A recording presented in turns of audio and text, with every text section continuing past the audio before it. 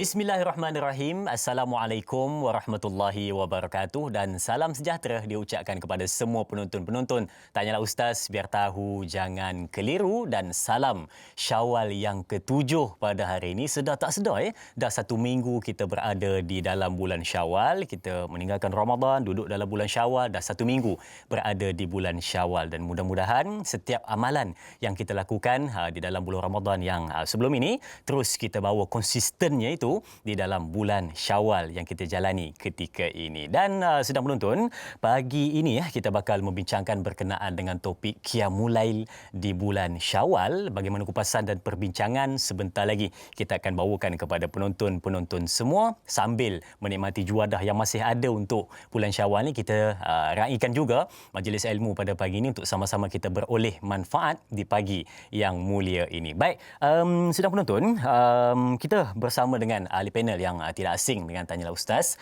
yakni Al-Fadil Ustaz Ervino yang bersama dengan kita di studio pada hari ini. Apa khabar Ustaz? Alhamdulillah. Alhamdulillah. Sihat Ustaz ya? Sihat. Ustaz, macam mana dah 7 hari berada dalam bulan Syawal?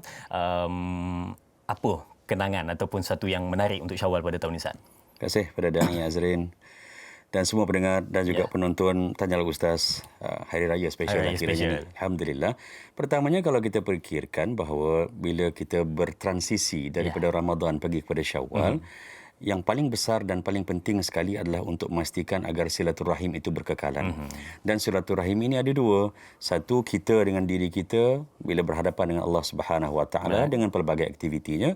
Dan yang kedua, antara hikmah kenapa Syawal ni 30 hari, kita hari ke-7, 30 hari adalah kerana agak sukar untuk kita menyantuni setiap saudara mara kita hanya dalam tempoh 24 jam satu Syawal. Kerana itu, mesej besar yang kita nak kongsikan dalam bulan Syawal ini adalah silaturahim dan mempertautkan ukhuwah sama kita.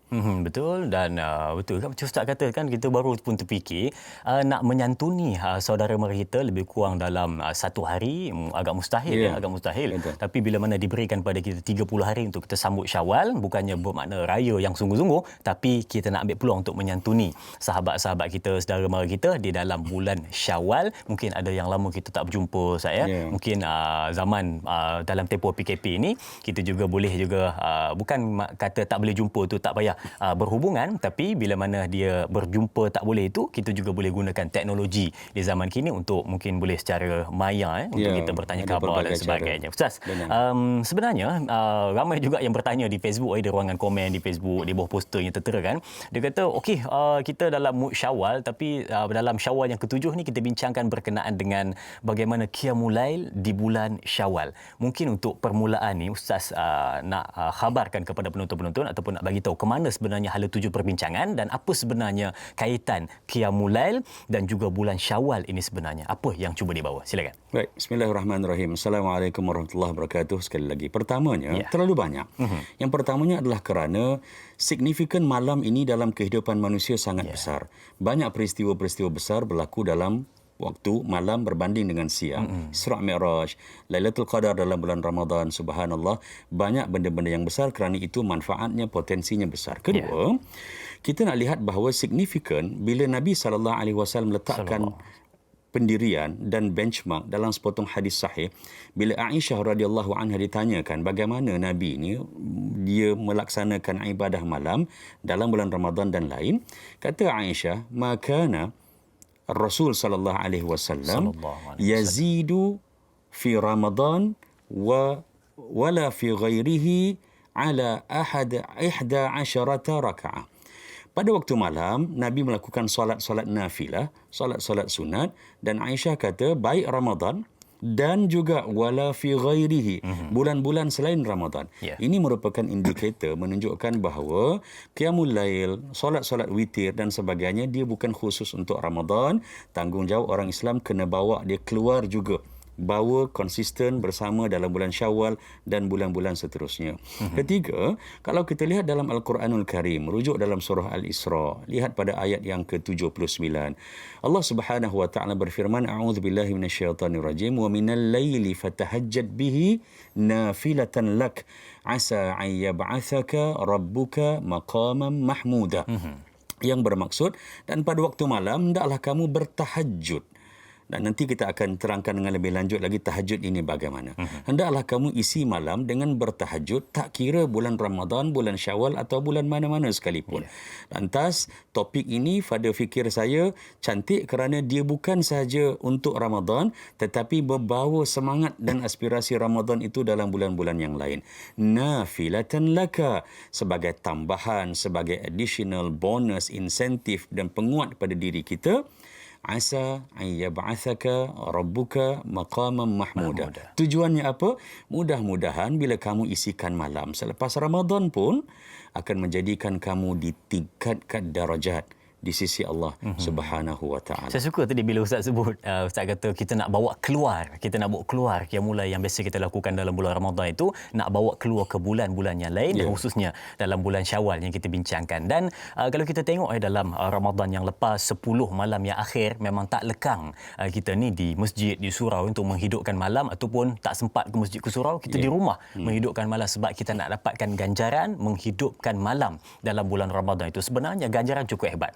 Dan kalau kita lihat berkenaan dengan qiyamul lail ini, kita lihat adakah Ustaz, kita mungkin penonton-penonton ada juga persamaan dalam soalan yang saya nak tanyakan kepada Ustaz ni. Qiyamul lail ini adakah kelebihan khusus pada qiyamul lail tersebut, dan ada tak beza di antara qiyamul lail di dalam bulan Ramadan dan juga qiyamul lail di bulan-bulan yang lain? Ada tak bezanya Ustaz? Baik. Cantik. Terima kasih Da'i.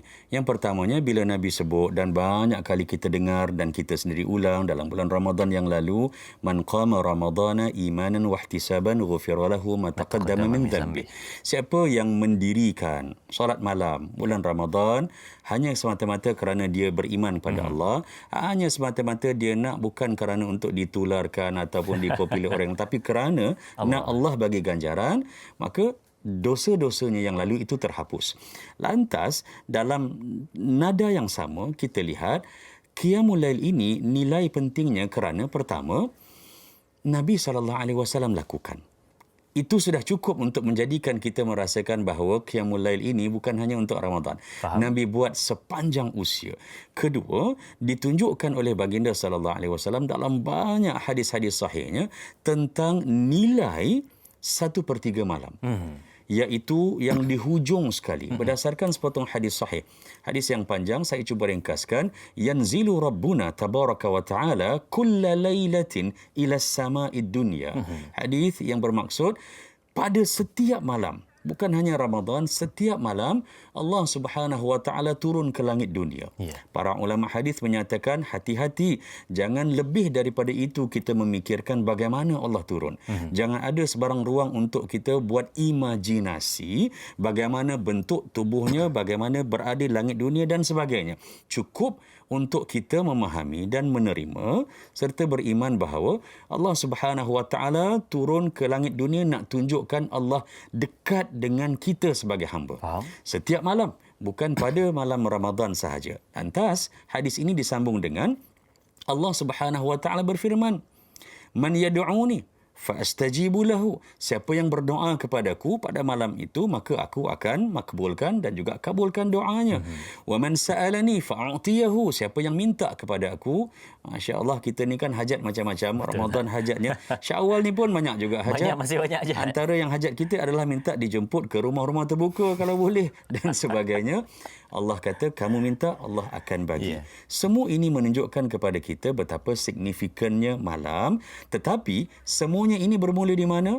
Ia dilatih dan diberikan pendidikan serta pemahaman dan praktikaliti yang kuat semasa dalam madrasah Ramadan. Kita ni ibarat keluar sekolah lah, Da'i. Betul. Madrasah itu, sekolah itu adalah Ramadan dengan pelbagai peraturan, rambut pendeknya, dengan kolarnya, baju takin dan sebagainya, pakai tie dan sebagainya, dengan kasut.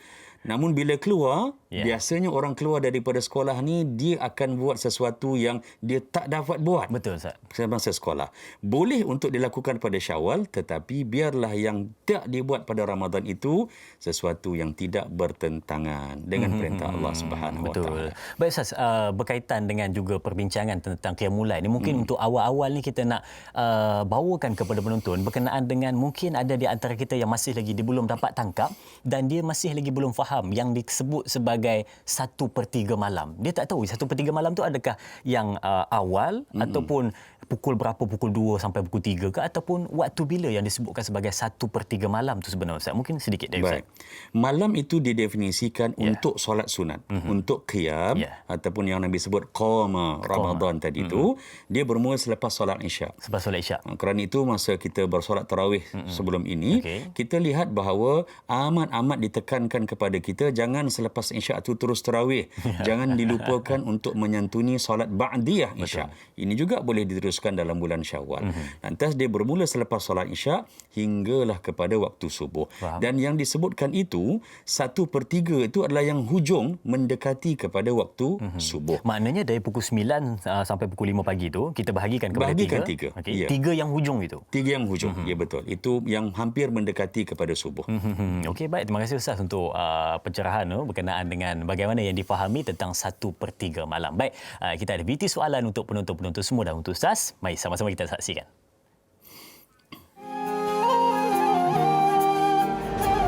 Assalamualaikum Ustaz dan Naib. Saya ada soalan. Soalan saya adalah apakah hukum qiyamul lail?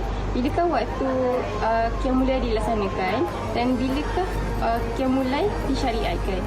Okey, di kesempatan ini saya ingin mengucapkan selamat Hari Raya Maaf Zahir Batin kepada seluruh warga Malaysia, terutama keluarga dan sahabat-sahabat.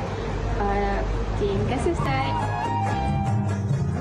Baik, terima kasih diucapkan kepada sahabat kita yang bertanyakan soalan dari Nilai Negeri Sembilan, betul tak Ustaz, dan selamat Hari Raya juga diucapkan kepada sahabat kita. Baik, kita dapat lihat ada 3 soalan yang ditanyakan tadi berkenaan dengan yang pertama, apa hukum qiyamul lail, dan yang kedua, waktu yang paling cantik untuk melaksanakan qiyamul lail tersebut, dan yang ketiga adalah bila qiyamul lail itu disyariatkan. Okey, baik, silakan Ustaz untuk pencerahannya. Terima kasih kepada yang bertanya. Disyariatkan sama seperti mana disyariatkan solat. Seperti mana yang Nabi SAW terima. Kalau kita lihat, ia bermula dalam turunnya surah Al-Muzammil.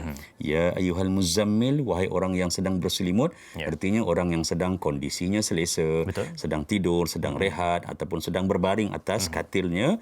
Qumil laila illa qalila. Bangkitlah kamu pada waktu malam walaupun sedikit. Nisfahu aw inqus minhu qalila. Kalau mampu, kamu buat seluruh malam ataupun sebahagian, separuh daripada malam. Auzid alaihi warattilil Qur'ana tartila. Ataupun separuh tu kamu tambahkan lagi sikit kalau mampu.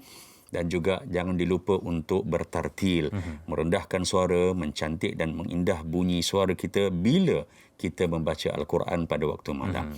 Qiyamul lail, kebiasaannya kadang-kadang ada orang dia sedikit tak jelas. Faham. Qiyamul lail ni tahajud ke, tahajud ni ke qiyamul lail? Adakah sama ataupun berbeza? Adakah dia sama ataupun berbeza? Semua solat sunat, nafilah yang dikerjakan, hukum qiyamul lail ini sunat. Mengerjakan solat-solat pada waktu malam bila ia bermula selepas waktu Isyak sampailah kepada subuh, sebelum azan subuh tu masuk waktu subuh. Tahajud adalah sebahagian daripada qiyamul lail. Qiyamul lail ni daripada lepas Isyak sampailah kepada subuh. Tetapi tahajud ini adalah istilah yang diberikan, makna tahajjada ialah berjaga selepas daripada kita tidur. Artinya tidur sekejap, bangkit daripada tidur, di situ datangnya solat sunat tahajud. Salli sunatat tahajudi raka'ataini lillahi ta'ala. Jadi konsepnya tidur dulu. Tapi tahajud itu juga adalah sebahagian oleh qiyamul lail juga. Jadi kita ini mengisi qiyam dengan solat sunat tahajud. Begitu juga dengan solat-solat lain. Kita ingat ketika 10 malam terakhir Ramadan, subhanallah, tiap-tiap malam kita lihat imam mengepalai dan mengetuai solat. Bukan saja tahajud, dengan solat hajat, dengan solat taubat, tasbih dan sebagainya. Maka isinya ini, semua inilah yang dipanggil sebagai qiyamul lail. Dan tahajud adalah satu daripadanya. Banyak hadis-hadis baginda Rasulullah sallallahu alaihi wasallam yang merujuk qiyam dengan tahajud. Digunakan kalimah tahajud. Mengapa? Pertamanya, kelebihan tahajud itu adalah cabarannya lebih besar. Kita dah tidur. Nak tidur tu satu hal, kadang-kadang ada orang insomnia, susah nak tidur. Susah nak tidur. Dan boleh tidur tu nak suruh dia bangun punya payah. Kadang-kadang kalau dia bangkit pun, dia bangkit pergi ke bilik air saja, nak balik semula untuk berwuduk, mungkin sukar. Itu pun pejam mata saya pergi bilik air. Benar. Jadi nak menyantuni sunnah qiyamul lail ini hukumnya itu sunat. Antara cara yang Nabi SAW ajar kepada kita yang boleh kita praktikkan dalam bulan Syawal ini adalah bila kita bangkit, sama ada penat ke, tak cukup tidur ke, malam tadi OT ke dan sebagainya, kita usap muka kita. Biasalah sebelah tangan ke dua belah tangan usap, dan kemudian kita baca zikir. Zikirnya adalah subhanallah walhamdulillah wala ilaha illallah wallahu akbar wala haula wala quwwata illa billahil aliyil azim. Semua dah biasa dengan zikir itu. Ramadan dahulu pun kita biasa baca. Atau dengan cara yang kedua, dalam sepotong hadis sahih dinyatakan bahawa ashru awakhir min surah Ali Imran. Terbangkit pada waktu malam 50-50 ni ataupun 40-60, tak tahu nak tahajud ke tidak, nak bangkit ke tidak dan sebagainya, tersapu muka, dan bila sapu muka itu disunatkan oleh baginda sallallahu alaihi wasallam. Lihat cantiknya malam, ibadah sunat menyokong ibadah sunat yang lain. Nak tunjukkan ibadah sunat qiyam ini sangat hebat, sangat bermanfaat, dan juga ia berpotensi untuk menaikkan darjat manusia. Ada ibadah-ibadah sunat lain yang menyokong dan menyendi untuk kita buat. Lalu disunatkan, kata Nabi, untuk kita baca 10 ayat terakhir di dalam surah Ali Imran. Surah Ali Imran adalah antara surah yang at-tiwal, kategori kumpulan surah-surah yang panjang. Di mana tempat surah panjang ini dalam Al-Quran? Biasanya di awal-awal, Al-Baqarah, Ali Imran, An-Nisa, Al-Ma'idah, Al-Anfal, Al-Taubah, Al-A'raf dan sebagainya. Dan 10 yang terakhir itu, surah Ali Imran ayatnya 200. Jadi bermula pada ayat 191 hingga 200. 191 saya fikir para penonton dan juga yang setia bersama dengan program Tanyalah Ustaz, mereka biasa dengan ayat ini. A'udzubillahi minasyaitonirrajim. Alladzina yadhkurunallaha qiyaman wa qu'udan wa 'ala junubihim wa yatafakkaruna fi khalqis samawati wal ard. Rabbana ma khalaqta hadza batila subhanaka faqina 'adzaban nar. Hinggalah kepada ayat 200. Ayat 191 itu menyatakan orang yang mengingati Allah ketika berdiri, ketika duduk, ketika baring, bangkit daripada tidur dan sebagainya, ataupun sebelum tidur ini, mereka lah yang banyak berdoa kepada Allah Subhanahu Wa Taala, dan malam itu diisi dengan perkara-perkara yang cantik. Sunat saja hukumnya, subhanallah, tetapi kalau dah itu Nabi buat, tanda cinta kita kepada Nabi, maka kita juga lakukan yang sama.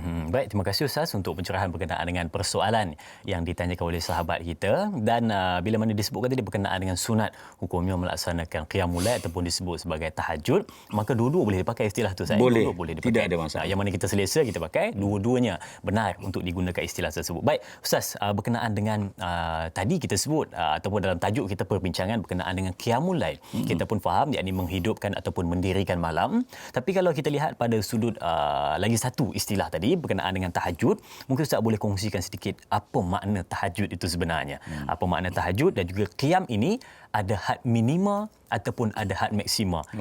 Adakah yang paling pendek kita boleh buat ataupun yang paling panjang kita boleh buat? Berapa rakaat sebenarnya Ustaz? Silakan. Baik. Terima kasih kepada Da'i, soalan yang baik.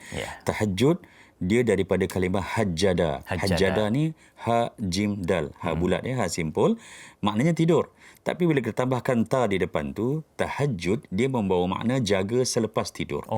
Jadi indahnya tahajud ini bila kita buat niat soleh sunat tahajudi, beza dengan soleh sunat taubah, sunat al-hajah dan sebagainya, adalah terkena tidur dulu. Rasa tidur sekejap, itu yang jadinya bila malam itu untuk dapatkan cara tahajud yang betul, seperti mana anjuran Nabi, tidur dahulu, itu yang kita bahagikan malam kepada 3 bahagian.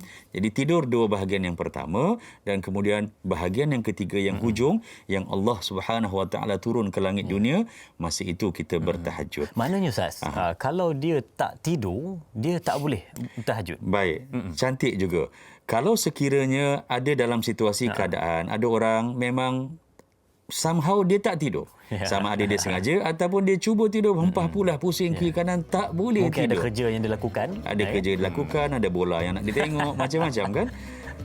Orang ini pada pandangan ulama, saya cenderung pada pandangan ulama yang menyatakan dia tetap layak untuk melaksanakan solat sunat tahajud. Kerana ia tidur ini, satu, subhanallah, dengan izin Allah. Kerana dia kerja ataupun kerana dia tak boleh tidur, dia tetap juga boleh. Tapi cantiknya adalah dengan kita tidur walaupun sekejap. Maknanya dia kena tidur walaupun sekejap, itu lebih cantik untuk bila mana dia Lebih nak laksanakan afdal, ya, tahajud. Baik Ustaz, kita akan sambung sikit lagi untuk jawapan itu, tapi kita nak beri ruang untuk berehat seketika. Jangan ke mana-mana. Kembali selepas ini bersama Tanyalah Ustaz, biar tahu jangan keliru.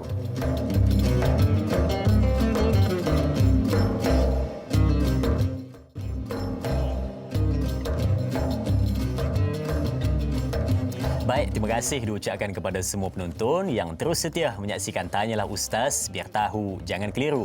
Pada pagi ini sempena untuk 7 Syawal pada hari ini, dan salam Syawal saya ucapkan kepada semua penonton-penonton, dan jadikan Syawal pada tahun ini bermakna walaupun dalam Syawal norma baru, tetapi tetap kemeriahannya kita rasai. Baik, balik kepada perbincangan kita berkenaan dengan Qiyamul Lail di bulan Syawal. Kalau tadi kita kupas berkenaan dengan apa makna Qiyamul Lail, hukumnya, bagaimana pelaksanaannya, dan kita nak dengarkan pula berkenaan dengan had minimum dan maksimum dalam rakaat melaksanakan Qiyamul Lail ataupun tahajud tersebut. Silakan Ustaz.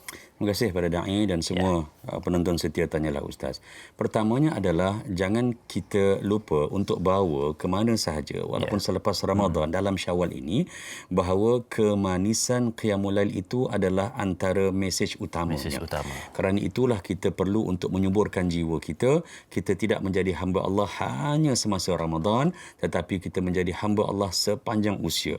Kita tidak cinta dan hanya contohi Nabi masa Ramadan, tetapi kita juga mencontohi baginda sallallahu alaihi wasallam pada 11 bulan yang lain juga. Dalam sepotong hadis sahih riwayat Bukhari dan juga Muslim muttafaqun alaih, ditanya pada baginda sallallahu alaihi wasallam bagaimana caranya maksima dan minima had ini.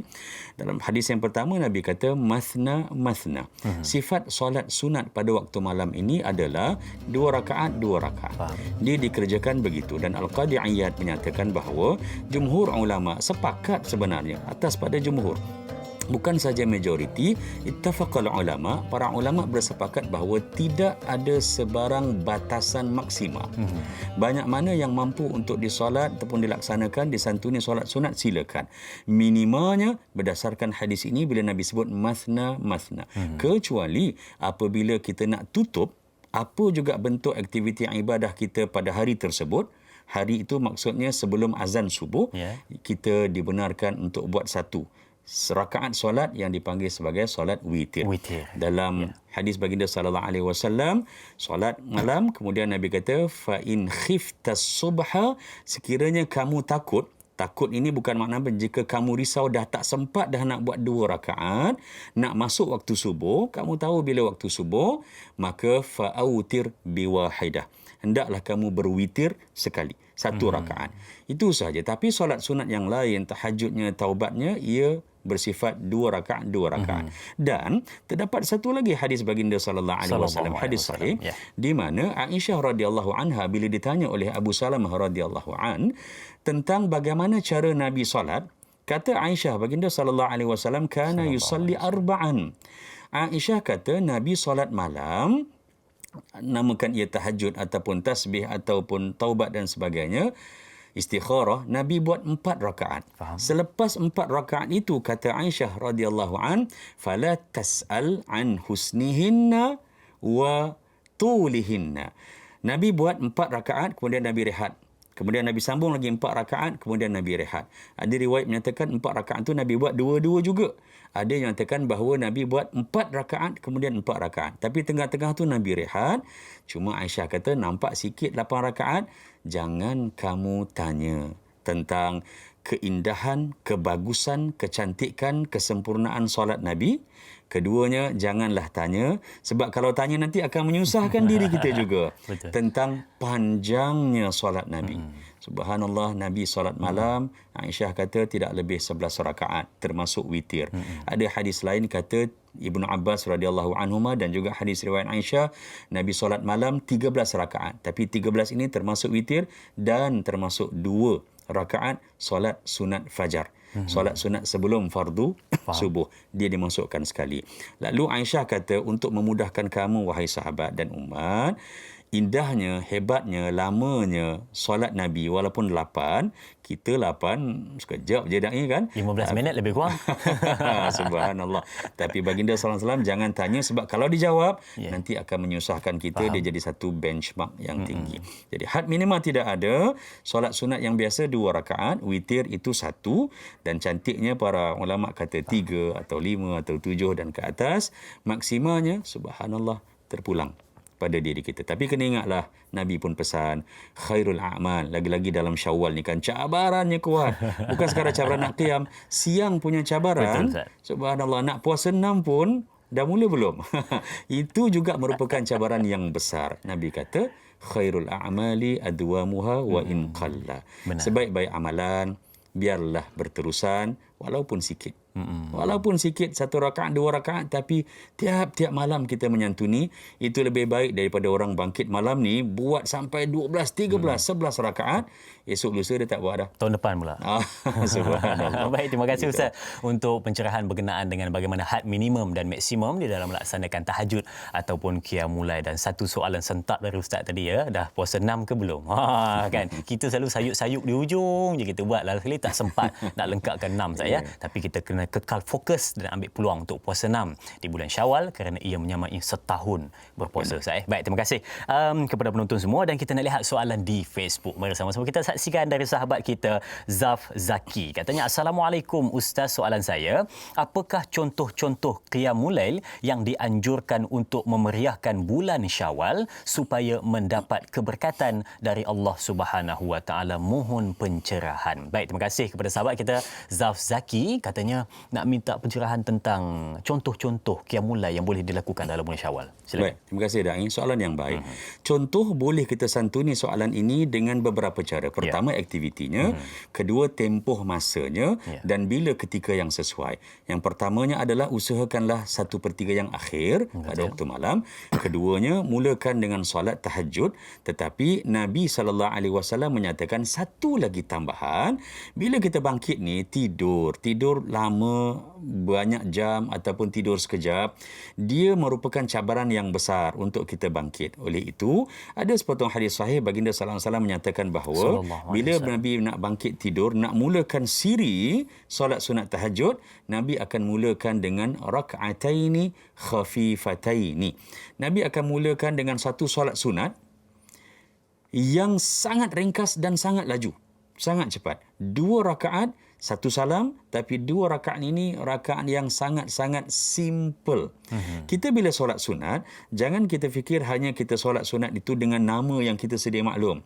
Tahajudnya, taubatnya, hajat. Kita boleh sembahyang sunat mutlak, sembahyang sunat biasa saja. Usalli sunnah. Saja aku sembahyang sunat, raka'ataini lillahi ta'ala.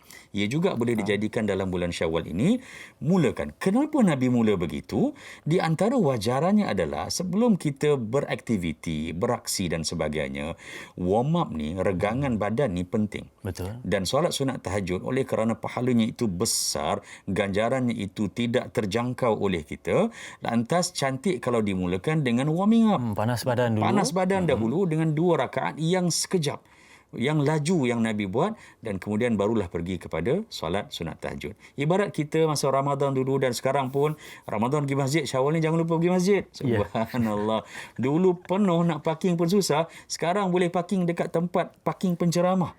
Penceramah Imam tu adalah parking penceramah, dia berani parking sebab dia kata tak ada orang datang. Subhanallah. Tu nak kena pada penceramah tu. Kita dalam bulan Syawal ini juga, yang pentingnya adalah kita teruskan. Penerusan itu bila kita solat, jadikan sebelum masuk ke masjid, sebelum nak buat solat sunat rawatib, zuhur, qabliyah ke, ba'diyah ke, asar dan sebagainya, apa kata kita mulakan dengan yang ringan, solat sunat tahiyatul masjid, ataupun solat sunat wuduk dan sebagainya. So begitulah juga pada waktu malam. Ketiga, antara amalan ataupun cara pengisian qiyamul lail pada Syawal ini yang boleh kita usahakan, kadang-kadang kita rasakan tak terdorong nak solat. Kan Ramadan, ini Syawal. Antara yang mudahlah subhanallah adalah dengan kita memperbanyakkan doa. Doa ini boleh masa berdiri, masa tengah goreng buat mi, masa tengah makan, masa tengah duduk, baring dan sebagainya, kita berdoa. Kenapa? Kerana iqtidaan li sunnati Rasulullah sallallahu alaihi wasallam. Mencontohi apa yang Nabi buat. Malam-malam qiyam Nabi banyak diisi dengan berdoa. Cara bagaimana Nabi berdoa, kita cuba perbaiki dalam Syawal ini. Ataupun dah mula masa Ramadan lalu, kita tambah baik. Ada riwayat menyatakan bila Nabi berdoa, Nabi akan rapatkan kedua belah tangannya begini. Dan kemudian diletakkan tangan ini bila dirapatkan semasa berdoa, di antara dada dengan wajah. Antara dada dengan muka, lebih kurang beginilah. Lebih kurang di dagu. Lebih kurang ya. Ada masa-masanya Nabi berdoa nak tunjukkan kepada kita, doa kita kepada Allah ini dalam apa juga keadaan. Jangan kita rasa bila kita berada di tengah padang, ataupun di dalam kesesakan lalu lintas, ataupun di pasar Ramadan, dan sekarang mungkin dah ada pasar Syawal lah, dan sebagainya, kita tidak layak untuk berdoa sebab kita tidak ada sejadah. Tak sempat nak angkat tangan, tak boleh. Nak angkat tangan tak boleh dan sebagainya. Sebab Nabi juga pernah berdoa, Nabi tak angkat tangan pun. Contoh, doa di dalam khutbah Jumaat. Nabi hanya angkat jari telunjuk seakan bersyahadah dan Nabi berdoa, Rabbana ighfir lana dhunubana, ataupun Allah maghfir lil muslimina wal muslimat dan sebagainya dengan angkat tangan. Tetapi ada juga ruang, dan yang ini boleh juga kita lakukan pada malam Syawal. Nabi berdoa bila ada hajat yang mendesak. Bila ada isu yang sangat kritikal, yang di luar daripada kemampuan kita. Contoh, ada di kalangan ahli keluarga kita yang diuji musibah. Kita sendiri ada banyak masalah, ada benda besar menanti kita besok. Malam ni qiyamul lail ni, pukul 3, pukul 4, kita minta pada Allah. Pernah bila Nabi minta mendesak, contohnya minta hujan, kemarau dan sebagainya, ada musibah, Nabi akan angkat tangan lebih tinggi daripada tadi.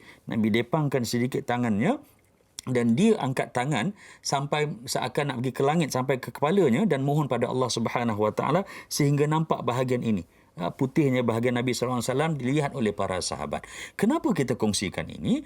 Kerana aktiviti Qiyamul Lail pada Syawal, dia bukan hanya pada jenis perlakuan, tetapi cara kita buat, apa yang nak diisi, masanya bagaimana, dan bahasa badan kita juga pergerakan. Semuanya subhanallah boleh kita buat mencontohi apa yang dilakukan oleh Nabi sallallahu alaihi wasallam. Baik, Ustaz, bila mana kita lihat berkenaan dengan bagaimana kita melaksanakan ataupun ada tak contoh-contoh qiyamul lail yang dapat dilakukan dalam bulan Ramadan, tak kongsikan kepada kita sebentar tadi, bukan hanya terletak pada malam tersebut, tetapi cara itu yang penting. Saya cara dalam melaksanakan qiyamul lail dan tahajud tersebut. Baik, soalan seterusnya di Facebook dari sahabat kita Puan Zaleha Haji Muhammad Noor, katanya Assalamualaikum. Ada dua soalan di sini. Yang pertama, apakah kerugian bagi orang-orang yang lalai tentang amalan qiyamul lail ini? Dan soalan yang kedua, apakah amalan qiyamul lail di bulan Syawal ini dapat menghapuskan segala dosa-dosa kita terhadap kedua ibu bapa kita? Mohon pencerahan dari Ustaz. Terima kasih. Terima kasih juga kepada sahabat kita Puan Zaleha Haji Muhammad Noor atas soalan yang ditanyakan. Yang pertama, apakah kerugian Ustaz bagi mereka yang mengabaikan tentang pentingnya qiyamul lail? Silakan. Subhanallah, benda sunat satunya berbeza dengan benda yang fardu ataupun wajib. Namun, definisi sunat untuk mencetus motivasi pada diri kita, rugi ataupun tidak, elok kalau kita terjemahkan atau definisikan erti ibadah sunat ini begini. Baik baca Quran ataupun solat, infak, sedekah dan sebagainya. Sunat artinya kalau tidak buat, tak ada dosa. Tapi kalau tak buat, rugi, tak dapat pahala. Betul. Sebab bila ada orang menyatakan bahawa alah sunat je pun. Bila kata sunat begitu, bagus dari satu sudut, kurang bagus daripada satu sudut yang lain. Kalau ada orang kata, alah tak apalah sunat je. Yang bagusnya pada fikir saya, kita bersangka baik, bila orang kata begitu, pertamanya adalah dia akan menutup dan mengurangkan sebarang bentuk perselisihan dan pertikaian. Faham? Bincang tentang benda-benda yang berselisih pendapat ini, padahal benda itu sunat sahaja, bukanlah benda yang bersifat faridah. Jadi rugi masa umat Islam hanya berfikir dan berbincang, malah bertaki bertaki ataupun bertengkar pada benda-benda yang bersifat picisan. Bertaki itu bahasa apa, Ustaz? Saya pun tak tahu kampung mana lah. Kawan mana saya yang cerita kepada saya tu. Saya Cantik ambil istilah tu. Maknanya bertengkar lah begitu. Bertengkar. Atau bersisih, faham. Itu satu. Tapi yang kurang bagusnya pada saya, ada orang menyatakan, alah sunat je. Melah kita puasa 6. Alah sunat aja. Melah kita baca Quran. Sunat je. Yang ini kurang bagus kalau sekiranya dia bercakap dengan niat untuk memperlecehkan. Di situlah datang kerugiannya. Faham. Kerana buat memang tak dapat apa-apa, tak dapat apa-apa, tidak dapat dosa. Tetapi kalau sekiranya tak buat, subhanallah, dahlah kita ini orangnya lekeh, kita ini orangnya sentiasa buat salah dan asyik bertaubat, kemudian buat lagi, kita lupa, kita alpa, ada peluang untuk diberikan oleh Allah pahala, kita tak nak, maka rugilah kita. Itu yang pertama. Betul. Yang kedua tadi apa, Da'i? Berkenaan dengan bagaimana adakah solat qiyamul lail ini dapat menjadikan ia sebagai penghapus dosa kita kepada kedua ibu bapa kita. Boleh atau tidak? Allahu Akbar.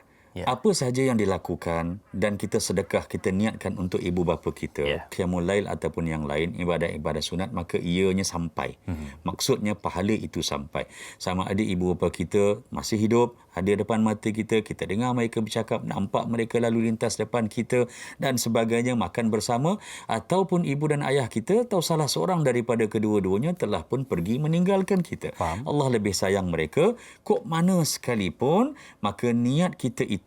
Saya cadangkan beginilah, dalam bulan Syawal mungkin dirasakan bahawa pesta ibadah itu taklah macam Ramadan, kan? Mungkin Syawal ni macam Zulkaidah kot ataupun macam Rajab dan sebagainya. Antara cara yang paling mudah untuk kita sentiasa menjadikan agar dosa kita ini Allah ampun dan juga ibu bapa kita ampunkan kita berperbanyakkan sedekah. Maksud sedekah jangan hanya difikirkan pada material ataupun apa yang boleh dilihat dan ditanggap oleh mata. Saya cadangkan setiap pagi contohnya, lepas solat, apa yang kita nak baca itu kita niatkan dan kita sedekahkan pertamanya kepada kedua ibu bapa kita. Faham. Kita tak dapat balik kampung contohnya, tak dapat jumpa kerana faktor tugasan, lamanya kita tak dapat menatap wajah ibu kita, tak dapat melihat ayah kita naik tangga, turun tangga, ke bendang dan sebagainya, tapi kita sedekahkan. Bila sedekah, kita dapat, yang disedekahkan pun juga dapat, insya-Allah. Jadi pada bulan Ramadan, ingat tak doa kita? Kita minta pada Allah, Allahumma innaka afuwun karim, tuhibbul afwa fa'fu anni wa an walidi wa an walidina. Ya Allah, ampunkan aku dan ampunkan kedua ibu bapaku. Tidak salah kalau doa itu dan juga doa yang mempunyai makna yang sama diteruskan dalam bulan Syawal untuk mendapatkan maghfirah dari Allah dan keampunan ibu bapa. Apa salahnya juga kita sedekahkan kepada kedua ibu bapa kita, Ustaz. Baik. Sudah penonton dan Ustaz, kita ada pemanggil di talian. Assalamualaikum. Waalaikumsalam warahmatullahi. Ya, siapa di sana? Saya Faizal Ahmad dari Kelang, Selangor. Tuan Faizal Ahmad. Silakan tuan, soalannya. Okay, soalan saya, bolehkah qiyamul lail dikadak pada waktu pagi keesokannya, Ustaz? Macam mana? Contohnya, sekali lagi tuan. Bolehkah qiyamul lail dikadak pada waktu pagi keesokannya? Okey, baik-baik. Okay. Contohnya, jika saya terlepas qiyam kerana tertidur, Ustaz, sehingga masuk waktu subuh. Kalau boleh, bagaimana, Ustaz, caranya? Okey, baik. Itu saja soalannya, tuan? Ya, itu saja. Baik, terima kasih Tuan Faizal Ahmad. Kalau saya perasan, Tuan Faizal Ahmad selalu bertanya di Facebook ya. Tapi hari raya ni dia sempat ya menembusi talian kita untuk bertanya soalan secara di talian. Baik, terima kasih kepada Tuan Faizal Ahmad atas soalan yang ditanyakan. Salam Syawal kepada Tuan Faizal. Dan soalan tadi Ustaz, berkenaan dengan selalu kita dengar solat fardu boleh diqada ya. Tapi adakah juga solat sunat boleh diqada? Khususnya apa kita bincangkan berkenaan dengan qiyamul lail, kalau tak sempat buat di malam hari, adakah boleh qada keesokan harinya dan bagaimana caranya, Ustaz? Silakan. Baik, terima kasih. Cantik soalan itu, subhanallah. Yang pertamanya adalah ia menunjukkan betapa prihatinnya kita terhadap ibadah-ibadah yang mampu untuk menaikkan darjat kita di sisi Allah, meningkatkan pahala, menghapuskan dosa dalam masa yang sama. Ada banyak perkara yang dirakamkan dalam hadis, subhanallah, bukan menunjukkan kekurangan, kelemahan baginda Rasulullah sallallahu alaihi wasallam, tetapi fungsinya adalah untuk memudah cara kepada kita umatnya. Ada benda-benda yang Nabi tertinggal untuk buat. Nabi pernah keluar bersama para sahabat dan kemudian sedar semuanya Nabi yang bangkit dulu dah habis waktu subuh dah. Adakah itu menunjukkan bahawa baginda berdosa pada Allah Subhanahu Wa Taala? Dalam hadis lain menunjukkan bahawa kalau kita tertidur memang tak terjaga, maka tidak ada la isma lahu, tidak ada sebarang dosa. Bila Nabi bangkit dan Nabi lihat tanya semua orang tak bangun, dia yang bangun dulu, maka Nabi pun melaksanakan solat subuh qada secara berjamaah dengan para sahabat. Ini menunjukkan bahawa pertamanya solat fardu itu diqada. Baik, soalan keduanya tentang solat sunat tadi bagaimana? Diriwayatkan dalam hadis baginda sallallahu alaihi wasallam, juga hadis sahih, ada masanya Nabi tidak sempat ataupun tak berpeluang untuk solat malam.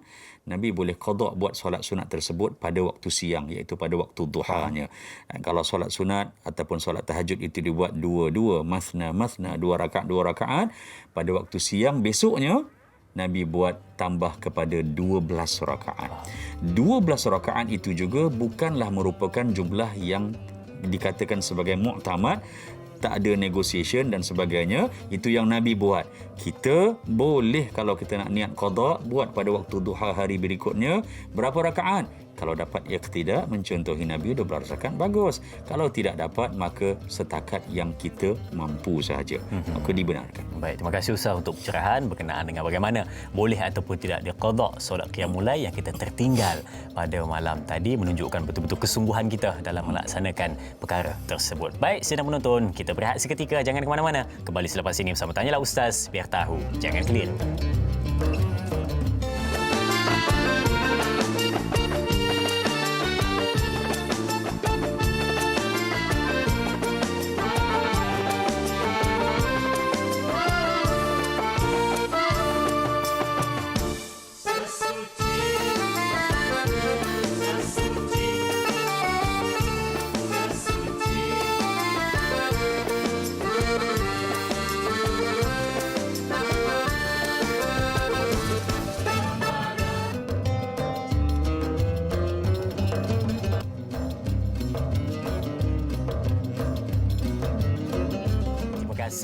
Terima kasih diucapkan kepada semua penonton yang masih setia menyaksikan Tanyalah Ustaz, biar tahu jangan keliru. Masih dalam mood Syawal pada tahun ini. Mungkin ada nak ke mana-mana pada hari ini, ada perancangan nak pergi ke rumah siapa-siapa untuk berjalan di Hari Raya, tapi masih meluangkan masa di hadapan kaca TV menyaksikan Tanyalah Ustaz, biar tahu jangan keliru. Dan jangan lupa beritahu juga kepada sahabat-sahabat anda, mungkin pagi ini tak berkesempatan melihat di kaca TV di rumah, boleh melihat di mana anda berada menggunakan peranti anda di Facebook rasmi kita Tanyalah Ustaz TV3. Tekan butang suka dan kongsi untuk sama-sama sebarkan kebaikan. Baik, berkenaan dengan perbincangan Qiyamul Lail di bulan Syawal ini, kita tahu bila mana kita sembahyang malam ataupun sembahyang sunat yang lain, ada kadang-kadang tu sampai macam Ustaz kata boleh maksimum sampai berapa rakaat yang kita mampu buat dan kadang-kadang ada orang yang dia ni macam tak berapa larat dan mungkin keadaan kakinya mungkin sedikit mengalami keuzuran, dan kita juga nak tahu berkenaan dengan bagaimana persoalan ini. Jadi jom kita lihat satu soalan daripada sahabat kita. Ada VT soalan, silakan.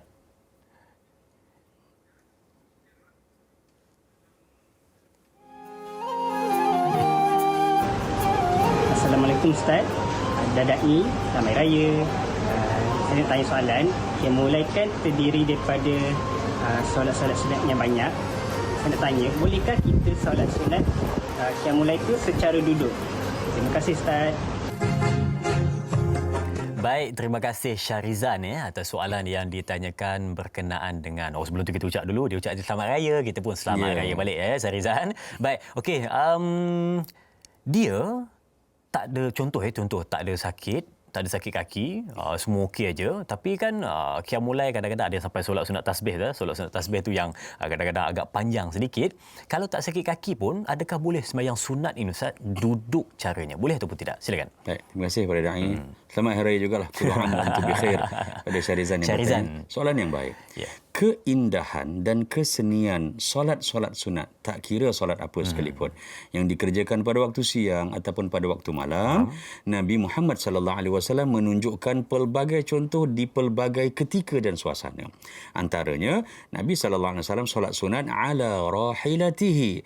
Nabi bersolat sunat di dalam ataupun di atas kenderaannya.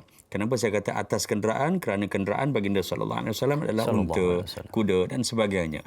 Dan solat khauf juga kalau kita lihat, walaupun solat fardu, tapi kalau solat khauf, kalau berkenderaanlah. Kita fokus pada solat sunat. Nabi pernah solat dalam keadaan berkenderaan, dan bila berkenderaan, bukan saja tak berdiri, dalam keadaan duduk juga tidak seperti mana senang dan tenangnya kita duduk begini, tapi duduk di atas kenderaan yang mungkin ada bumpy, yang mungkin bergerak kanan kiri, goyang dan sebagainya, maka Nabi pernah buat.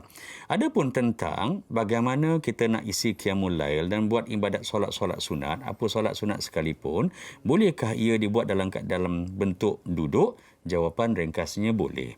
Namun bila kita solat berdiri, lagi-lagi kalau orang itu orang yang memang uzur, sakit dan perlu untuk duduk. Betul. Lutut ni, subhanallah dan sebagainya kan, kalau ada ramai orang sakit lutut. Tetapi, da'i kata yang sihat. Yang tak ada sebab. Tapi solat-solat sunat pada waktu malam, qiyam, dia nak duduk juga dibenarkan. Cuma, dalam bab ini, dua-dua sah. Solat berdiri, dia sihat. Dia sihat, dia solat duduk. Sudah tentu pahala lebih besar bagi orang yang mampu berdiri, rukun solat, maka dia berdiri. Oh boleh, tapi cuma perbezaan pada sudut pahalanya itu, darjatnya itu rendahlah. Ibarat senang kita kata, kalau contohnya kalau solat berdiri itu 2, kalau solat duduk itu, solat sunat itu, maka 1 lah. Dia rendahlah daripada. Dua-dua berpahala, tetapi selagi mana boleh berdiri, maka utamakanlah qiyam. Itu cadangan kita. Tapi kalau nak duduk juga, solat sah. No question asked. Maknanya Ustaz, apa-apa solat sunat pun kita boleh solat duduk walaupun tak ada sakit apa-apa. Boleh tak? Boleh. Cuma perbezaan daripada sudut pahalanya lah. Mungkin dapat separuh daripada yang solat secara berdiri. Lebih afdal. Oh, lepas ni Ustaz tarawih rasa semua duduk Ustaz. Dia kata separuh pun separuh lah. Janji dia kata duduk. Kan? Baik, okey. Bila mana disebutkan tadi berkenaan dengan perbincangan tentang qiyamul lail dan juga tahajud ini Ustaz ya. Ada satu soalan di Facebook yang bertanyakan tentang urutan ataupun amalan-amalan yang kita buat ketika mana qiyamul lail tersebut, adakah spesifik ataupun tertentu punya urutan amalan tersebut ataupun bebas kita melakukan apa saja solat sunat. Baik, kita bacakan soalannya. Dari sahabat kita di Facebook, katanya dari sahabat kita yang bernama Zamiha Mat. Assalamualaikum Ustaz, nak tanya, apabila kita melakukan qiyamul lail, mestikah kita mendirikan solat tahajud, taubat, hajat dan diakhiri dengan witir? Atau boleh kita lakukan tahajud dan witir saja? Mohon pencerahan dari Ustaz. Terima kasih. Terima kasih juga kepada sahabat kita Zamiha Mat atas soalan yang ditanyakan. Urutan tersebut Ustaz. Baik. Silakan. Terima kasih kepada yang bertanya, da'i dan semua. Subhanallah, kalau melihat kepada kronologinya, susunannya, tertib ataupun aulawiyat, preferences dia, saya lebih suka untuk kita mulakan dengan niat. Niat itu mesti mendasari, dan di antara cara, malah tips lah pada fikir saya kalau boleh kita cadangkan untuk memudahkan kita. Ni jangan fikir lagi pasal urutan ni. Kalau dia tak nak bangun, tak bangun juga. Tak ada urutan pun dah. Dah tak taubatnya ke mana, hajatnya pun tak ke mana. Kita mulakan dengan niat sebelum tidur ataupun petang malam. Kita kena ada dalam hati kita. Walaupun orang kata kita ni, alah kau nak solat tahajud contohnya kan. Solat zuhur pun ujung-ujung. Ataupun asar pun dah habis main bola, dah mandi kan. Contohnya kan. Itu sepatutnya tidak mematahkan semangat kita. Kita kena ada niat. Dan kalau boleh, Syawal ini jadikan ruang untuk sebagai benchmark kepada bulan-bulan yang berikutnya. Kita setiap malam, setiap petang, kita kena niat. InsyaAllah, ya Allah, kalau aku bangun, aku nak buat qiyamul lail. Bangunkan aku, ya Allah, buat qiyamul lail. Ada juga kita kadang-kadang niat begitu. Allah bangunkan, bangkit. Tak buat juga qiyamul lail, tidur balik semula. Itu akaun kedua. Cerita kedua, yang penting niat dulu. Kenapa? Kerana baginda Rasulullah sallallahu alaihi wasallam bersabda, "Ma minim ri'in takunu latu salat bil lail." Bila ada seorang, kata baginda sallallahu alaihi wasallam, dia berniat untuk bangkit tidur pada waktu malam, fa ghalabahu anha an-naum. Tiba-tiba dia tertidur, memang tak bangkit. Ataupun kalau bangkit mamai gitu gini, snooze-kan, dismiss-kan bunyi alarm handphone dia sambung tidur balik. Kemudian kerana dia kalah dengan tidur, illa kataballahu lahu ajruhu. Allah tetap akan tulis pahalanya, pahala berqiyamul lail. Sebab dia dah niat. Kerana dah niat. Niat itu bukanlah kita niat main-main. Memang kita nak buat. Faham. Tapi tak dapat nak buat kerana pelbagai sebab. Biasanya kerana ditewaskan oleh tidur. Bila bangkit pada tidur, saya mencadangkan tadi seperti mana dalam hadis sahih Nabi. Pertamanya, urutan adalah mulakan dengan solat sunat biasa. Solat sunat sahaja. Warm up tadi dengan 2 rakaat, raka'ataini khafifatain. Dan dalam banyak hadis baginda sallallahu alaihi wasallam, Nabi menyatakan dia tak sebut tentang solat hajat, taubat dan sebagainya. Hadis Nabi fokus kepada solat tahajud. Lalu bukanlah ia merupakan satu benda yang wajib memang kena ikut. Cuma cantiknya mencontohi Nabi, kita mulakan dengan solat sunat tahajud jika ada jenis-jenis solat lain yang kita nak buat. Selepas daripada itu, nak mulakan dengan hajat ataupun taubat. Masing-masing ada pendekatan dan juga kekuatan masing-masing. Tidaklah kita kata yang rigid. Cuma yang biasa kita buat, selepas itu kita buat taubat, lepas taubat kita hajat dan kemudian istikharah. Dan akhir sekali, yang ini turutannya betul, last sekali adalah kita buat witir. Eloknya cantiknya 3 rakaat. Kalau tak sempatlah rasa dah nak masuk subuh dah ni. Subhanallah. Kerana apa? Bukan kerana bangun tidur lambat, tapi kerana dah panjang dah kita punya. Dia dapat kemanisan. Kemanisan tu, subhanallah. Doa-doa insya-Allah kita semua macam tu. Maka sekurang-kurangnya dengan satu. Witir memang dia adalah penutup kepada solat-solat sunat sepanjang aktiviti qiyamul lail. Baik, macam kita sebut tadi berkenaan dengan persoalan tahajud, taubat, hajat dan juga witir. Sebenarnya kita nak menziarah sedikit ke rumah jiran sebelah, iaitu solat sunat tasbih. Tapi sebelum itu kita ambil dulu pemanggil di talian, baru kita masuk kepada solat sunat tasbih tersebut. Baik, kita lihat dulu. Assalamualaikum. Waalaikumsalam. Ya, siapa di sana? Saya Jalatul Fatihah dari Podik Negeri Sembilan. Baik, Puan Fatihah, silakan soalannya. Saya nak tanya, ada beza ke kaedah witir yang kita buat dalam bulan Ramadan dengan bulan-bulan yang lain?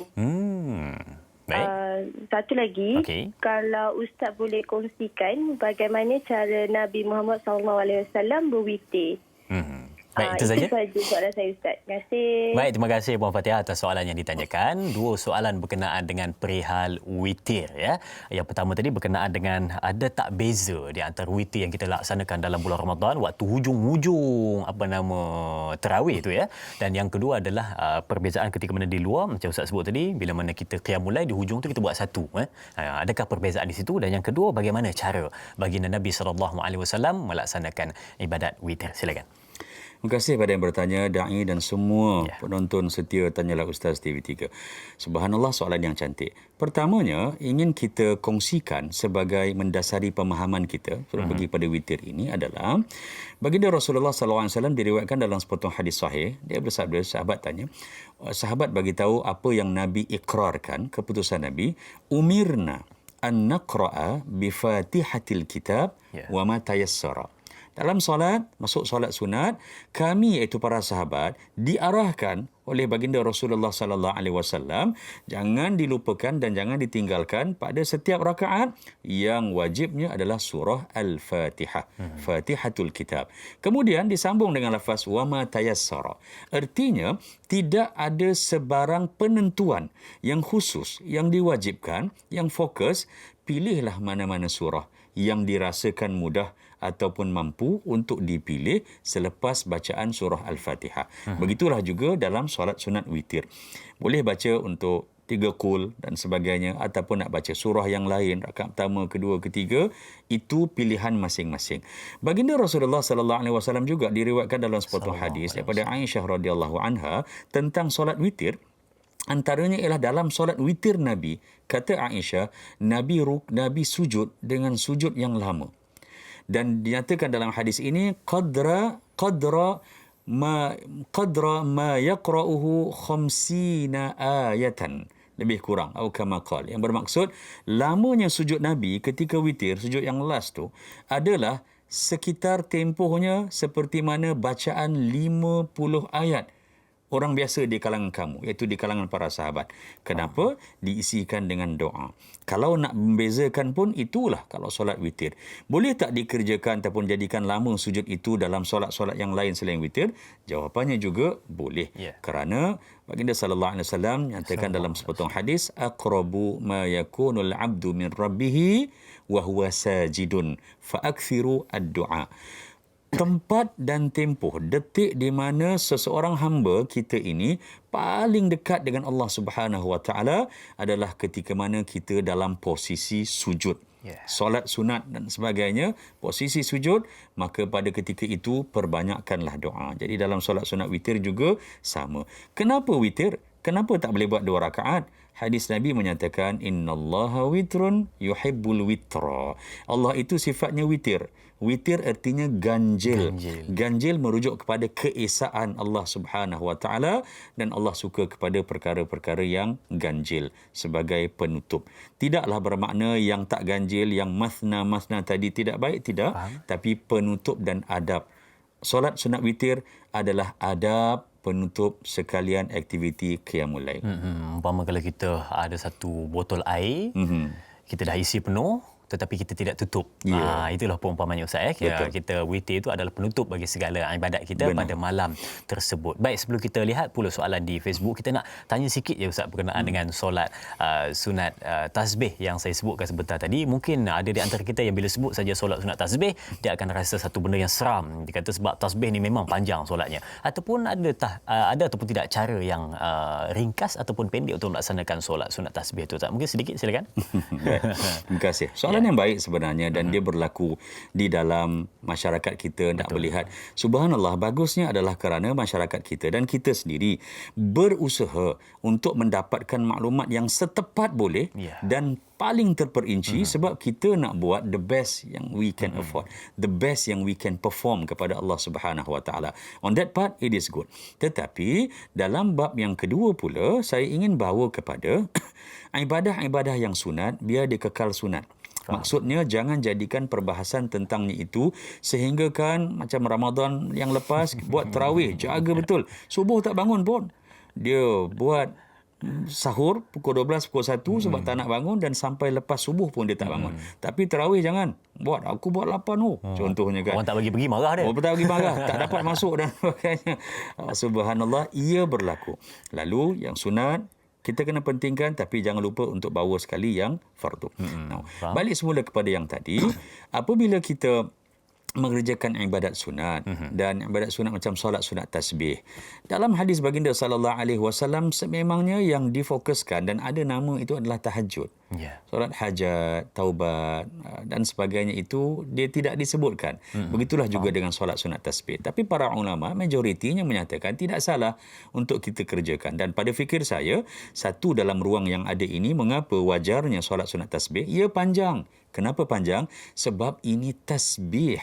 Apa makna tasbih? Artinya mensucikan Allah Subhanahu Wa Taala.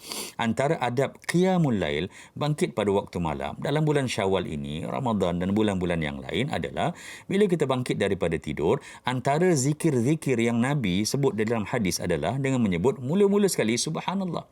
Subhanallah walhamdulillah wala ilaha illallah wallahu akbar wala haula wala quwata illa billahil aliyil azim. Tasbih ini sangat penting. Kedua, antara yang mungkin kita belum sentuh panjang lebar lagi dalam siri ini adalah antara aktiviti qiyamul lail adalah baca Quran. Dan ada hadis baginda sallallahu alaihi wasallam diriwayatkan oleh Hudzaifah radhiyallahu anhu bila dia menceritakan cara bagaimana Nabi baca Quran malam Ramadan, waktu bulan mana sekalipun. Dia kata Nabi ini yaqra'u mutarassilan. Bila Nabi baca Quran, seakan ada hantar surat, orang balas balik. Kita hantar WhatsApp, orang jawab balik. Artinya bila Nabi baca Quran ini sunat pada waktu malam untuk isi qiyamul lail. Nabi baca satu ayat, ada reaksi yang Nabi tunjukkan. Ada tindak balas, ada respon Nabi. Yang pertama Huzaifah sebut, hadis yang panjang, saya ambil yang satu saja. Idza marra bi ayatin fiha tasbih sabbaha. Bila Nabi baca Quran dan dia lalu mana-mana ayat adanya tasbih pada ayat tersebut, sabbaha. Nabi akan berhenti sekejap. Sebelum sambung ayat berikutnya, Nabi akan sebut subhanallah ataupun subhana. Contoh, Rujuk pada surah Al-Isra ayat yang pertama. Lihat dalam surah Al-Hadid ayat yang pertama. Surah Al-Hashr ayat yang pertama. Surah As-Saf ayat yang pertama. Semuanya bermula dengan lafaz sabbaha lillahi ma fis samawati wal ard wa huwal azizul hakim. Nabi akan bertasbih. Lantas solat sunat tasbih silakan untuk kita lakukan dengan niat seperti mana yang kita sedia maklum. Salli sunat tasbih. Jangan tertidur masa tasbih, sudahlah. Kerana solat tasbih ini sifatnya panjang. Betul. Dan kadang-kadang kita punya ni tahu-tahu orang dah berdiri, tahu-tahu orang dah rukuk dan sujud dan sebagainya. Dan tidur semasa tasbih ni, zaman-zaman kita sekolah asrama dulu, tidur yang sifatnya profesional. Kita tak kanan tak kiri, tapi kita subhanallah akan berada di tempat kita. Hukumnya itu kalau ada orang tanya kita jawablah, kalau tak kita diam sahaja. Boleh untuk berniat tasbih dan jadikan jumlah bilangan itu seperti mana yang kita sedia maklum. 15, 10, 10, 10 hingga akhir, 150 untuk 2 rakaat, 75 kali tasbih pada setiap rakaat. Kalau tak mampu, subhanallah, solat sunat tasbih tetap sah. Katalah dia tak boleh buat baca 15 selepas baca Fatihah dan surah. Tak boleh buat masa 10. Sakit sangat ni tak larat. Dia baca 1 ataupun 2. Ataupun dia tersilap kira. Terkurang atau terlebih jumlah kiraat tasbih. Jangan dirisaukan. Solat sunat tasbih insya-Allah diterima oleh Allah Subhanahu Wa Taala. Baik, terima kasih. Itu pencerahan untuk soalan yang kita tanyakan pada hari ini dan banyak lagi kita nak kongsikan berkenaan dengan Qiyamul Lail di bulan Syawal. Jangan ke mana-mana. Teruskan menonton Tanyalah Ustaz biar tahu. Jangan keliru.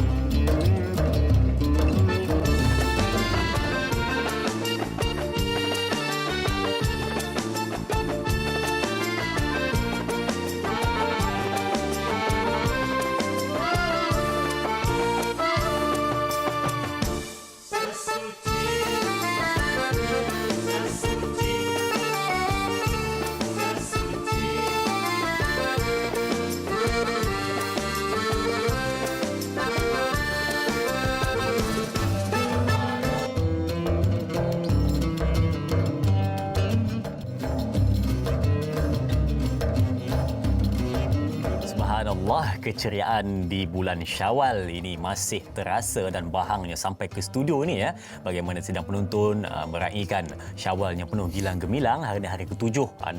Mungkin ada yang perasan ya, ada 7 hari berada dalam bulan Syawal dan juga ada yang mungkin tidak perasan sudah dah seminggu berada di bulan Syawal. Sudah pastinya kemeriahan itu tetap terasa walaupun dalam keadaan norma baharu. Baik, teruskan mematuhi SOP dan kawal pergerakan kita untuk memutuskan rantaian COVID-19. Baik, sidang penonton, kita meneruskan perbincangan berkenaan dengan Qiyamul Lail di bulan Syawal. Kalau kita sebutkan tadi berkenaan dengan bila sebut saja tentang Qiyamul Lail, pastinya kita akan ingat tentang solat sunat saja ataupun ada tak ibadat-ibadat yang lain boleh kita lakukan dalam tempoh Qiyamul Lail kita sepanjang malam. Yang itu sebentar lagi kita akan bawakan, tapi kita nak lihat dulu soalan berkenaan dengan bagaimana tentang Qiyamul Lail beza di antara Ramadan dan juga di luar Ramadan. Kalau sidang penonton, kalau di bulan Ramadan memang kita akan lazimi melaksanakan Qiyamul Lail dan juga tahajud di masjid ataupun di surau. Jarang sekali kita buat di rumah kecuali ada sesuatu yang mengekang keadaan. Tapi kalau kita tengok juga di dalam bulan selain dari bulan Ramadan, adakah juga disunatkan di masjid surau ataupun di mana kita berada di situ pun kita boleh laksanakan, pahalanya tetap sama ataupun ada juga pahala pada sudut tempatnya itu Ustaz, silakan. Baik, terima kasih Dai. Sebelum saya jawab tu saya nak tanya bila kami boleh pergi beraya rumah Dai? Saya Ustaz kalau raya ke-7 saya hari ini ada open house. Saya rasa dalam raya ke-14. Okey. Lama sangat 14 tu Ustaz. Tapi boleh tak apa, balik ni boleh pergi. sebut tak boleh tarik balik. Ataupun kita beraya rumah penerbit. InsyaAllah boleh. Nanti kita akan beritahu. Subhanallah. Baik, terima kasih kepada yang bertanya. Sila, Ustaz. Dalam sepotong hadis sahih riwayat Muslim, baginda Rasulullah sallallahu alaihi wasallam, "Fa'alaikumussalah fi buyutikum." Dalam bab solat sunat ini hendaklah kamu solat di rumah-rumah kamu. Bukan tidak boleh pergi ke masjid. Pertama, bila pergi ke masjid, kita dapat seperti yang Dai sebut tadi, akaun pahala itu bertambah. Jenis leisure-nya itu bertambah. Satu adalah kerana pergi ke masjid. Kasratul khuta ilal masajid pun dalam hadis Nabi, memperbanyakkan langkah kita dan tapak kita ke masjid itu pun dah berpahala. Kemudian kita pergi ke masjid dalam keadaan berwuduk itu juga berpahala. Sampai ke masjid niat i'tikaf seperti mana yang biasa kita buat khususnya 10 Ramadan yang lalu, kita berpahala. Buat solat sunat tahiyatul masjid, subhanallah banyak. Namun atas apa keadaan sekalipun juga Hadis ini riwayat Muslim menyatakan Nabi kata fi buyutikum alaikum salat fi buyutikum, sembahyanglah kamu di rumah kamu kerana fa inna afdal salat al-mar'i 'inda baitihi atau kama qala. Solat yang terbaik seseorang itu adalah solat di rumahnya. Subhanallah. Untuk orang lelaki silakan, tidak ada alasan sebenarnya untuk menindakkan dia tidak pergi ke masjid. Jangan dilupakan ada masa solat-solat fardu, nanti kan ada orang gunakan hadis ini menyatakan bahawa ustaz kata boleh sembahyang kat rumah lebih afdal. Solat-solat sunat, solat fardu tetap kita kena jadi jemaah. Kesian imam tu dia rindukan makmum Ramadannya. Jangan sembahyang Jumaat di rumah ya. Subhanallah. Kan Ramadan tu ramai bila pusing tengok Syawal bagi salam, Assalamualaikum, Assalamualaikum, tak ada kat belakang. Yang biasa ada tu tak ada. Solat-solat sunat perbanyakkanlah. Boleh tak solat di masjid? Juga boleh. Subhanallah bila berada di sana. Baik, terima kasih Ustaz. Itu pada sudut tempat dan juga waktunya itu yang patut kita perhatikan, perbezaan antara kita di dalam bulan Ramadan dan juga di luar Ramadan. Baik, kita lihat satu soalan di Facebook dari sahabat kita, AJ Diana. Baik, kita lihat soalannya. Assalamualaikum. Katanya, adakah qiyamul lail dianjurkan secara berterusan hingga penghujung Syawal dan seterusnya, atau ianya hanya ketika mula ketibaan Syawal sahaja? Yang mana yang dianjurkan? Baik, terima kasih atas pertanyaan dari sahabat kita AJ Diana di Facebook Tanyalah Ustaz TV3. Dan bagaimana Ustaz untuk pencerahannya? Adakah berterusan ataupun malam Syawal itu Ustaz? Silakan. Ya, baik. Terima kasih. Di antara kalau kita lihat sementara malam nak menyambut malam raya tu, itu antara tempat dan masa di mana makbulnya doa-doa mustajab. Subhanallah. Transisi antara Ramadan ke Syawal. Dan ini juga menunjukkan kepada kita bahawa perlambangan ibadah-ibadah yang bersifat sunat, doa, solat, tilawah Al-Quran dan sebagainya, dia berterusan. Lantas, qiyamul lail ini dalam bulan Syawal sama seperti mana pada bulan-bulan yang lain, sifatnya itu berterusan. Berterusan itu bagaimana? Saya mencadangkan agar kita mula untuk mempunyai pelan tindakan terhadap persembahan ibadah kita sendiri. Kerana kalau kita buat sebab orang lain buat, kita just buat sahaja tanpa ada pelan tindakan dan perancangan, hanya semata-mata kita dengar orang lain buat, kita akan jadi separuh jalan, semput. Sampai tengah jalan, kita dah out of breath dah. Kita tak mampu lagi untuk sambung dan buat. Awal hingga akhir, apa sekalipun untuk ibadah sunat, saya cadangkan agar kita buat sasaran. Contohnya, nak masuk ke Syawal, Ramadan lalu, kalau tak sempat, dah hari ke-7 pun masih boleh lagi kita berniat dan berazam, lagi baki 3 minggu untuk pengisian Syawal ini, mengisi malam. Siang mungkin sibuk, malam itu nak kita isi, kita letakkan syarat. Ya Allah, aku berniat dan berazam, lagi 3 minggu Syawal ini, aku nak buat 3 kali solat qiyamul lail contoh. Aku nak buat 4 kali seminggu. Berdasarkan pada kemampuan. Dapat lebih tak apa. Dapat yang sama, Alhamdulillah. Kalau kurang, mudah-mudahan dia dekat dengan apa yang kita sasarkan. Maksud saya adalah berterusan sepanjang Syawal, tapi jangan langsung tidak ada sasaran. Banyak ataupun sedikit, yang penting ianya berterusan. Dia kena tengok sasaran tersebut ya. Tapi dalam kita mengejar sasaran tersebut, pastikan kualitinya itu terjaga. Jangan kita mengejar tapi kualitinya itu kita tidak jaga. Sebab banyaknya amalan tetapi tidak dilihat pada kesempurnaannya, maka itu satu kerugian bagi kita. Baik, soalan seterusnya Ustaz, di Facebook juga dari sahabat kita Sal Rasik Cik Ci. Ini nama yang biasa kita dengar ya, Sal Rasik Cik Ci. Baik, katanya, Assalamualaikum. Adakah terdapat perbezaan di antara orang-orang yang sememangnya sudah menjadi rutin hariannya berqiyamul lail dengan orang yang hanya menumpukan dan memulakan ibadah pada bulan Ramadan sahaja? Ada tak beza di antara mereka yang sudah pun ahlinya ataupun yang baru mula nak menjinakkan diri dengan Ramadan, qiyamul lail di bulan Ramadan? Ada tak perbezaan? Baik, silakan Ustaz. Terima kasih sahabat kita. Masih dan terima kasih. Soalan yang baik, subhanallah. Dia valid untuk ditanya ketika Ramadan, dia valid untuk ditanya ketika Syawal ini. Betul, subhanallah. Yang pertama, ianya memang tidak ada perbezaan bagi sesiapa sahaja yang menyantuni dan menyudikan dirinya untuk melaksanakan qiyamul lail. Kenapa? Pertama, kerana Ramadan pintunya dibuka, pintu syurga juga dibuka oleh Allah Subhanahu Wa Taala. Dia tidak mempunyai sebarang diskriminasi. Tidak ada alasan ataupun mana-mana dalil yang menyatakan 11 bulan yang lalu sebelum Ramadan atau 11 bulan yang lalu sebelum Syawal, persembahan ibadah kita, kualiti kita jauh daripada kesempurnaan.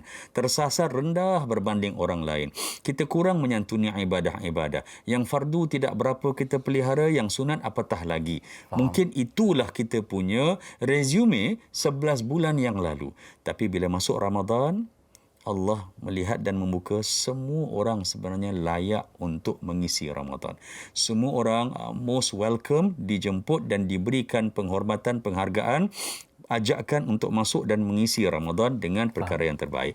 Begitulah juga nanti bila kita berada dalam Syawal ini, kita masuk dalam Syawal, maka kita cubalah jadikan agar jangan ada rasa rendah diri pertamanya. Bahawa masa Ramadan dulu aku boleh buat begini. Ataupun hebat, susah aku nak kekalkan dengan momentum yang sama. Ataupun dalam Ramadan yang lalu, subhanallah, aku memang tak boleh buat macam orang lain. Kalau Ramadan pun aku tak boleh buat, Syawal apatah lagi. Benar, Ustaz. Kita tidak boleh ada, kalau boleh kikislah, buanglah rasa rendah diri. Kaedahnya mudah sahaja. Dalam bab-bab agama, maka kita sebaik mungkin dan seboleh mungkin kena menonjolkan diri dan tidak boleh letakkan diri kita ke belakang. Dalam bab-bab perkara-perkara yang melibatkan ada maslahah yang bukan bab-bab ibadah, maka ya, kita kena berada di belakang. Bab-bab maksiat dan sebagainya. Tapi kalau bab-bab kebaikan, ianya kita kena ke depan. Contoh ya, antara adab dalam masjid kita, ataupun kita buat solat berjemaah di rumah, kalau saf pertama tu ada lompong, ada kosong, kena orang yang berada di saf di belakang itu untuk mengisi. Dia tak boleh kata engkau lah pergi, tak. Dia yang berada dekat situ, dia kena pergi. Ada 4-5 paip air untuk berwuduk. Kemudian kita nampak ada orang nak pergi, kita bagi orang, silalah. Sebab kita nak menyudahkan isap okok dulu ke apa kan. Contohnya, cantiknya dalam bab ibadah, biar kita ke depan. Bukan sampai ke peringkat berebut, tapi kita mendahulukan diri kita untuk mempercepatkan. Faham. So itulah yang boleh kita laksanakan pada Syawal ini.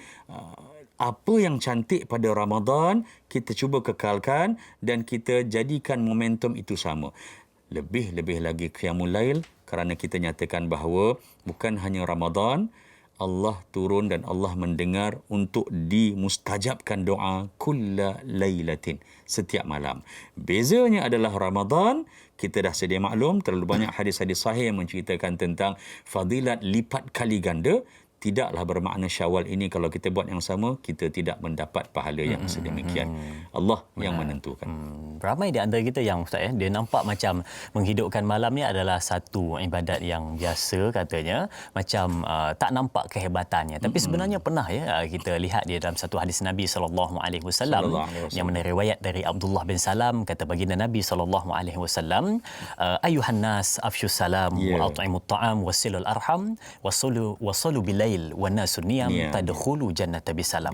Yang keempat itu, solat di malam hari waktu orang lain sedang tidur, maka masuklah kamu syurga dalam keadaan sejahtera. Nampak di situ satu ganjaran yang hebat bagi mereka yang suka menghidupkan malam. Baik Ustaz, kita lihat lagi soalan di Facebook dari sahabat kita. Raya-raya ni sebenarnya walaupun banyak aktiviti ya, nak pergi ke rumah saudara mara ataupun nak ke mana-mana, tapi masih tetap duduk di hadapan kaca TV menyaksikan. Jadi kita ucapkan tahniah dan hebat, syabas dan tahniah kepada keluarga besar Channel Ustaz yang sentiasa rindu akan ilmu-ilmu dan juga rindu kepada Al-Fadhil Ustaz. Baik, kita bacakan soalannya. Baik, katanya Assalamualaikum dari sahabat kita Rosdin Samah. Okey.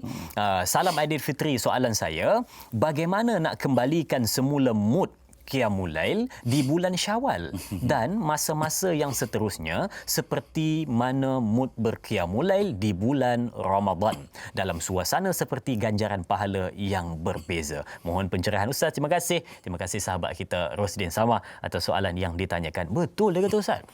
Bulan berbeza, mood berbeza, tetapi nak buat ibadat yang sama. Kita nampak macam, bulan Ramadan ganjaran pahala lebih, tapi bulan biasa macam biasa-biasa je, dia mesti akan luntur sikit semangat Ustaz. Tapi macam mana cara nak kekalkan Ustaz? Silakan. Right. Cantik soalan. Terima kasih, Da'i. Yang pertama adalah untuk sentiasa merasakan bahawa cabaran itu hidup. Betul. Merasakan bahawa kita masih lagi berada dalam pertandingan. Kita masih lagi dalam perlumbaan maraton yang belum selesai. Betul. Kita dah leading 1-0 gol. Jangan ingat bahawa masa ada lagi berbaki mungkin separuh masa. Betul. Ada macam-macam benda boleh berlaku. Dan ini saya ambil gambaran daripada sepotong hadis sahih baginda Rasulullah SAW. Antara cabaran untuk qiyamul lail, baginda menyatakan bahawa yaqidu asy-syaitan ataupun yaqidu asy-syayatin ala qafiyati ra'si ahadikum thalatha 'uqad. Syaitan setiap malam ni bila kita tidur untuk qiyamul lail yang menjadikan kadang-kadang mood kita jatuh apa semua ni sebab syaitan ini dia berada di kepala kita. Kita tak nampak. Kalau nampak, kita tidak nampak. Dan kemudian syaitan dia belenggu, dia tutup, dia selubung kita dengan 3 ikatan. Dan 3 ikatan adalah cabaran kita. Kan seronok kalau main game, level 1 lepas, level 2 lepas, level 37 dan sebagainya. Habis level 1, kita tak akan berhenti di situ. Okey, cukuplah aku delete game ni, install game lain. Tak.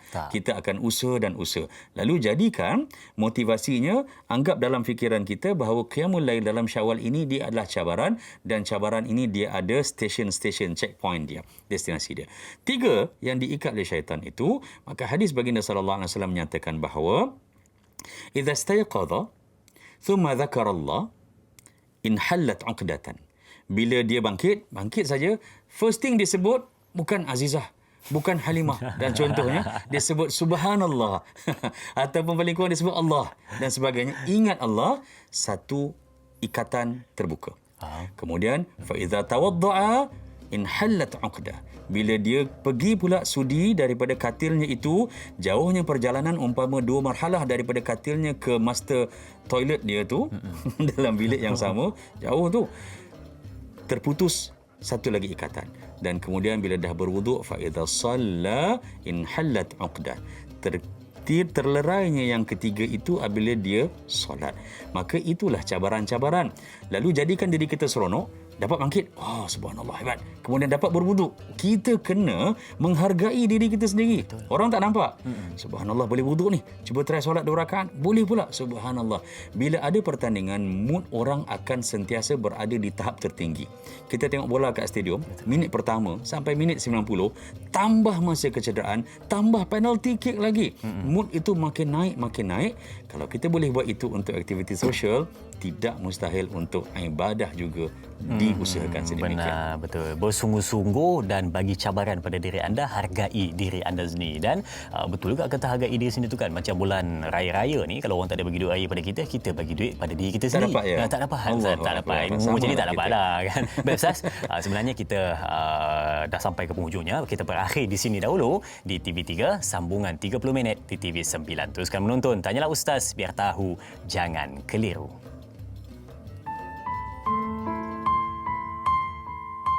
Bismillahirrahmanirrahim. Allahumma inni a'udzubika minal baras wal junun wal judham wa min sayil asqam. Ya Allah, sesungguhnya aku berlindung denganmu dari penyakit sopak, gila, kusta dan penyakit-penyakit yang buruk. Amin ya rabbal alamin.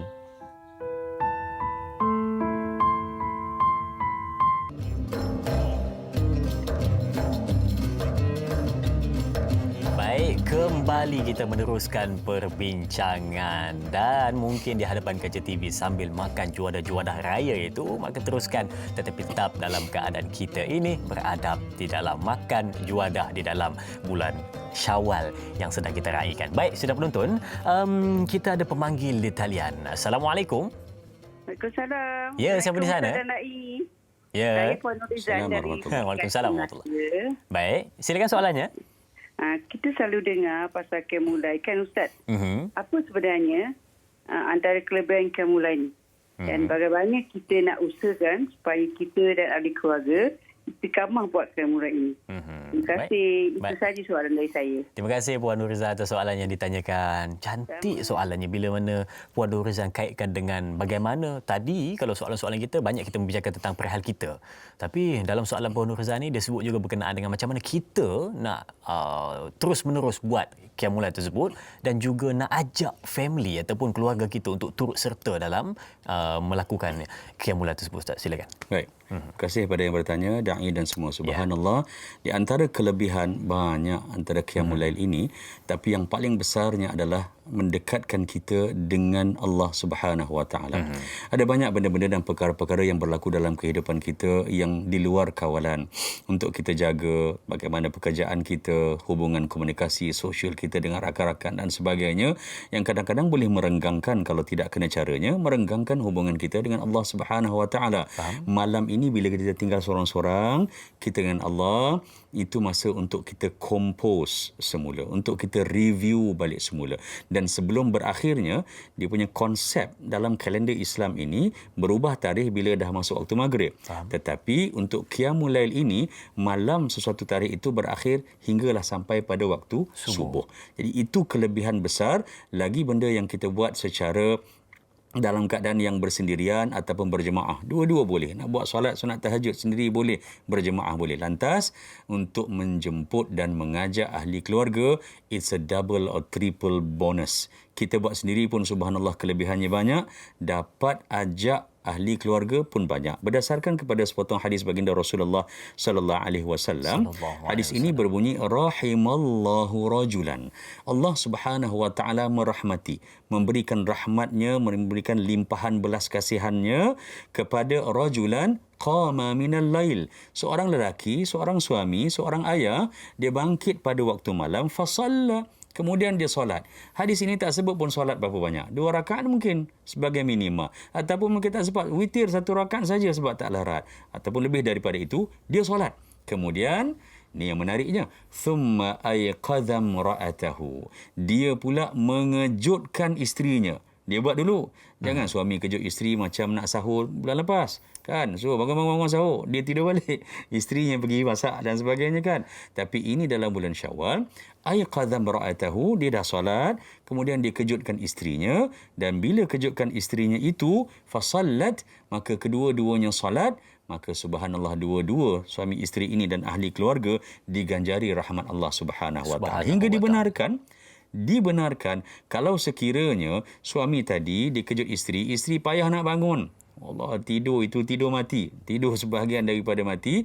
Dibenarkan dalam hadis itu untuk ataha dengan dipercikkan air. Tetapi hati-hati, hadis ini tidak berhenti di situ. Sebab disebutkan juga, idham imra'ah, seorang wanita, kemudian dia bangkit pada waktu malam, yang sama juga, fasallat, dia solat, thumma ayqadha zawjahu, kemudian dia kejutkan suaminya, benda yang sama, dua-dua boleh buat. Caranya bagaimana? Percikkan air, bukan jirus. Itu yang direnjis. Mungkin juga ya. Tapi yang ini masih tidur renjis.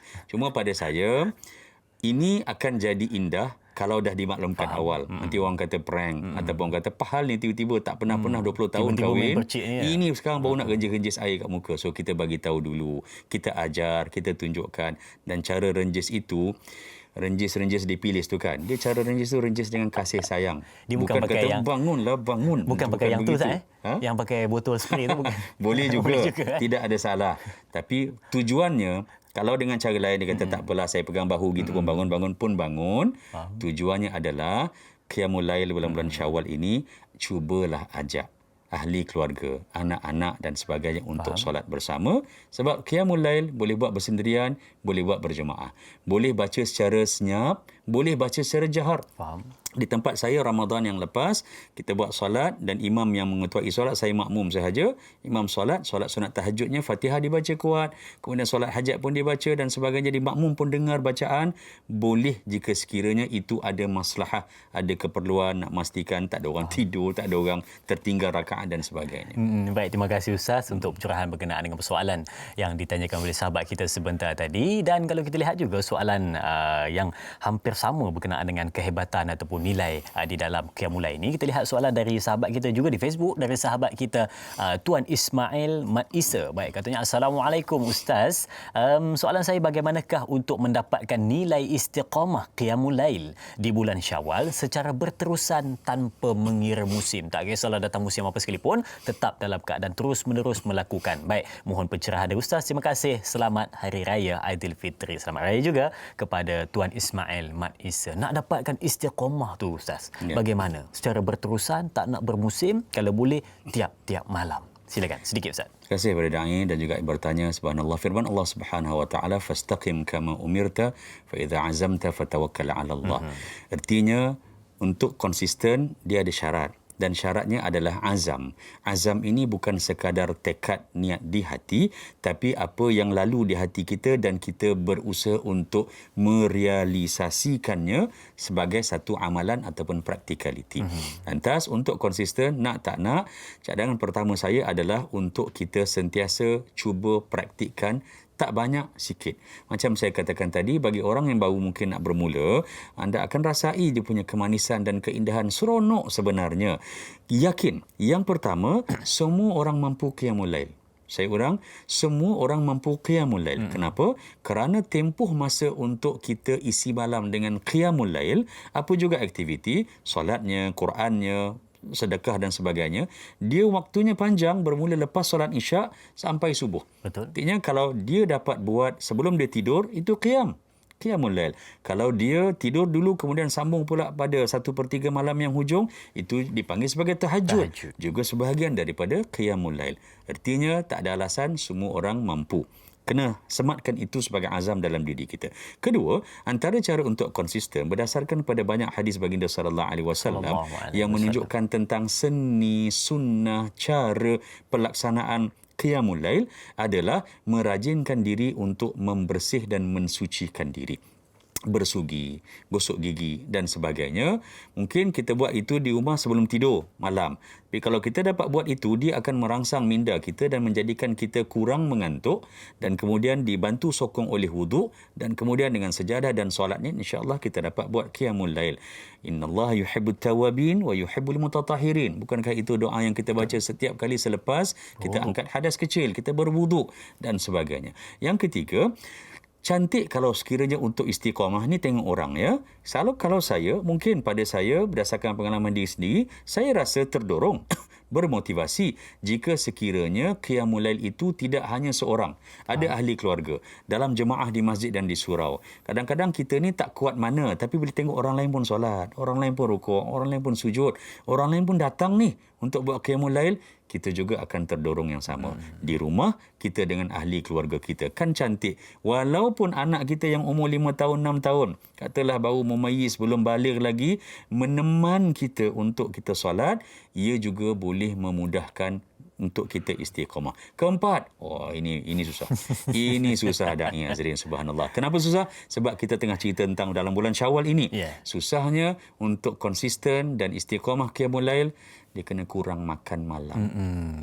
Lagi banyak kita makan ni, subhanallah, dia akan lebih biasanya lah mengecilkan peluang kita untuk berdiri lama. Dalam kita, maksud berdiri lama tu ialah kita Qiyamul Lail. Syawal, subhanallah, boleh makan apa saja, tapi memang dah azam kita untuk tu berpada-padalah, subhanallah.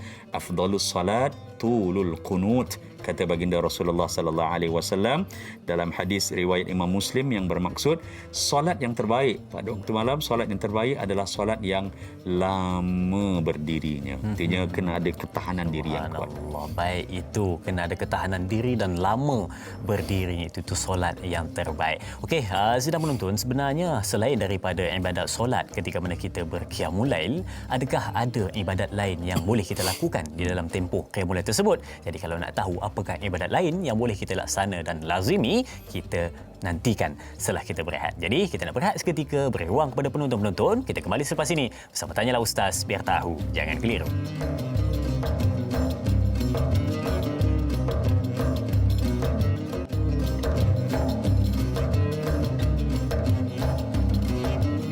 Baik, Baik, bila sebut berkenaan dengan Qiyamul Lail, sudah pastinya ia satu ibadat yang mana sangat besar nilainya dan sangat tinggi kehebatannya. Bila mana dilakukan, maka ada satu ganjaran yang cukup hebat di dalam kehidupan. Dan ada di antara kita yang kata, bila mana buat di malam hari, esoknya akan rasa mengantuk. Sebenarnya tidak. Cuba laksanakan dulu dengan cara yang terbaik dan rasai kemanisan dan kehebatan dalam menghidupkan malam-malam kita malam-malam kita di dalam tempoh kehidupan kita ini, khususnya di bulan-bulan yang kita lalui. Bukan setakat bulan Ramadan saja kita menghidupkan malam, juga di bulan yang lain, di dalam 11 bulan selain daripada bulan Ramadan itu. Baik, okey, bila kita sebut tadi berkenaan dengan yang saya tanya kepada penonton-penonton sebelum kita berehat tadi, saya tanya sekali lagi kepada penonton semua yang berada di hadapan kaca TV, saya nak tanya kepada anda berkenaan dengan mungkin anda akan terfikir bila sebut sahaja tentang Qiyamul Lail, pasti akan terfikir tentang solat tahajud, solat taubat, solat hajat dan witir. Itu yang kita terfikir, dan lebih lagi mudah difahami, kita akan terfikir tentang solat sunat sahaja. Dan kita nak tanya kepada Al-Fadhil Ustaz, adakah amalan lain yang boleh dilakukan ataupun amalan lain yang juga cantik untuk dilakukan ketika mana Qiyamul Lail selain dari solat sunat? Silakan Ustaz. Terima kasih pada da'i. Subhanallah, antara yang paling cantik adalah dengan kita menelusuri ayat-ayat Allah Subhanahu wa taala berdasarkan kepada tilawah Al-Quran. Kenapa? Kerana Nabi sallallahu alaihi wasallam diriwayatkan oleh Abi Dzar radhiyallahu anhu dalam sepotong hadis yang sahih. Abi Dzar ni macam sahabat yang lain, dia ikut Nabi untuk melaksanakan Qiyamul Lail. Dan dia lihat Nabi salat fi jawfil lail. Nabi salat pada 1/3 akhir pada waktu malam, dan juga Nabi baca ayat Al-Quran. Dan dalam hadis ini disebutkan qama bi ayatin yuraddiduha hatta asbaha. Ada satu ayat ini, kata Abu Dzar radhiyallahu anhu, Nabi baca satu ayat saja, Nabi ulang dan ulang ayat yang sama sampai masuk waktu subuh. Dan itu adalah merupakan aktiviti Qiyamul Lail. Dan dinyatakan oleh Abu Dzar, ayat yang dibaca oleh baginda sallallahu alaihi wasallam adalah ayat daripada surah Al-Maidah, rujuk pada ayat 118. A'udzu billahi minasyaitonir rajim. In tu'adzibhum fa innahum 'ibaduk wa in taghfir lahum fa innaka antal azizul hakim. Yang bermaksud, sekiranya ya Allah kamu nak azab siksa umatmu, hamba-Mu ini yang sifat mereka melakukan kerosakan, itu hak kamu. Kita hamba Allah Tuhan, Allah boleh buat apa saja. Tapi Nabi sambung kata, kalaulah sekiranya kamu mengampunkan mereka ya Allah, Engkaulah yang maha perkasa, Engkaulah Tuhan yang maha bijaksana. Kenapa Nabi ulang banyak kali? Pertamanya, pengulangan menjadikan kita lebih fokus dan menjadikan kita lebih bersemangat untuk sambung. Keduanya, Nabi tidak risaukan dirinya. Nabi SAW merisaukan prestasi kita sebagai umatnya. Kerana itu, Nabi mohon pada Allah dan ulang agar Allah ampunkan dosa. Ini kehebatan dan kelebihan antara teknik membaca Al-Quran, cara Nabi berkomunikasi. Nabi ulang-ulang walaupun satu ayat yang sama. Subhanallah. Kalau kita perhatikan juga, antara cara lain ialah dengan kita memberikan respon, ada tindak balas. Contoh bila Nabi SAW menyatakan, man qala, siapa baca wattini wa zaitun sampai kepada hujung ayat alaihissallahu bi ahkamil hakimin, maka kita jawab apa yang kita baca dengan lafaz bala wa ana ala dhalika minasyahidin. Maksud nak tunjukkan adalah ini hanya sedikit daripada banyaknya teknik dan cara untuk kita jadikan komunikasi kita dengan Al-Quran sebagai salah satu agenda utama dalam Qiyamul Lail.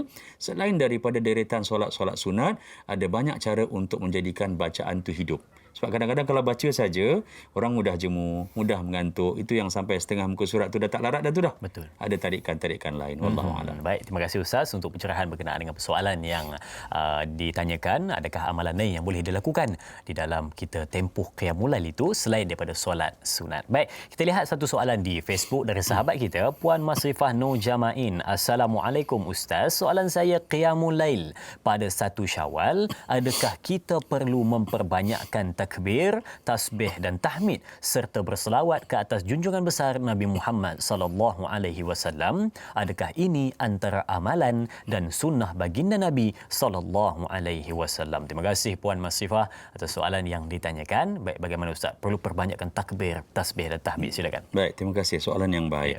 Yang pertamanya, dasarkan pada sunnah Nabi, hukumnya adalah dalam 1 Syawal ini, sambutan, kalau kita lihat 1 Syawal yang lalu, ada benda yang boleh buat, ada benda yang tak boleh buat. Yang kita tidak boleh buat adalah, contohnya, diharamkan untuk kita berpuasa.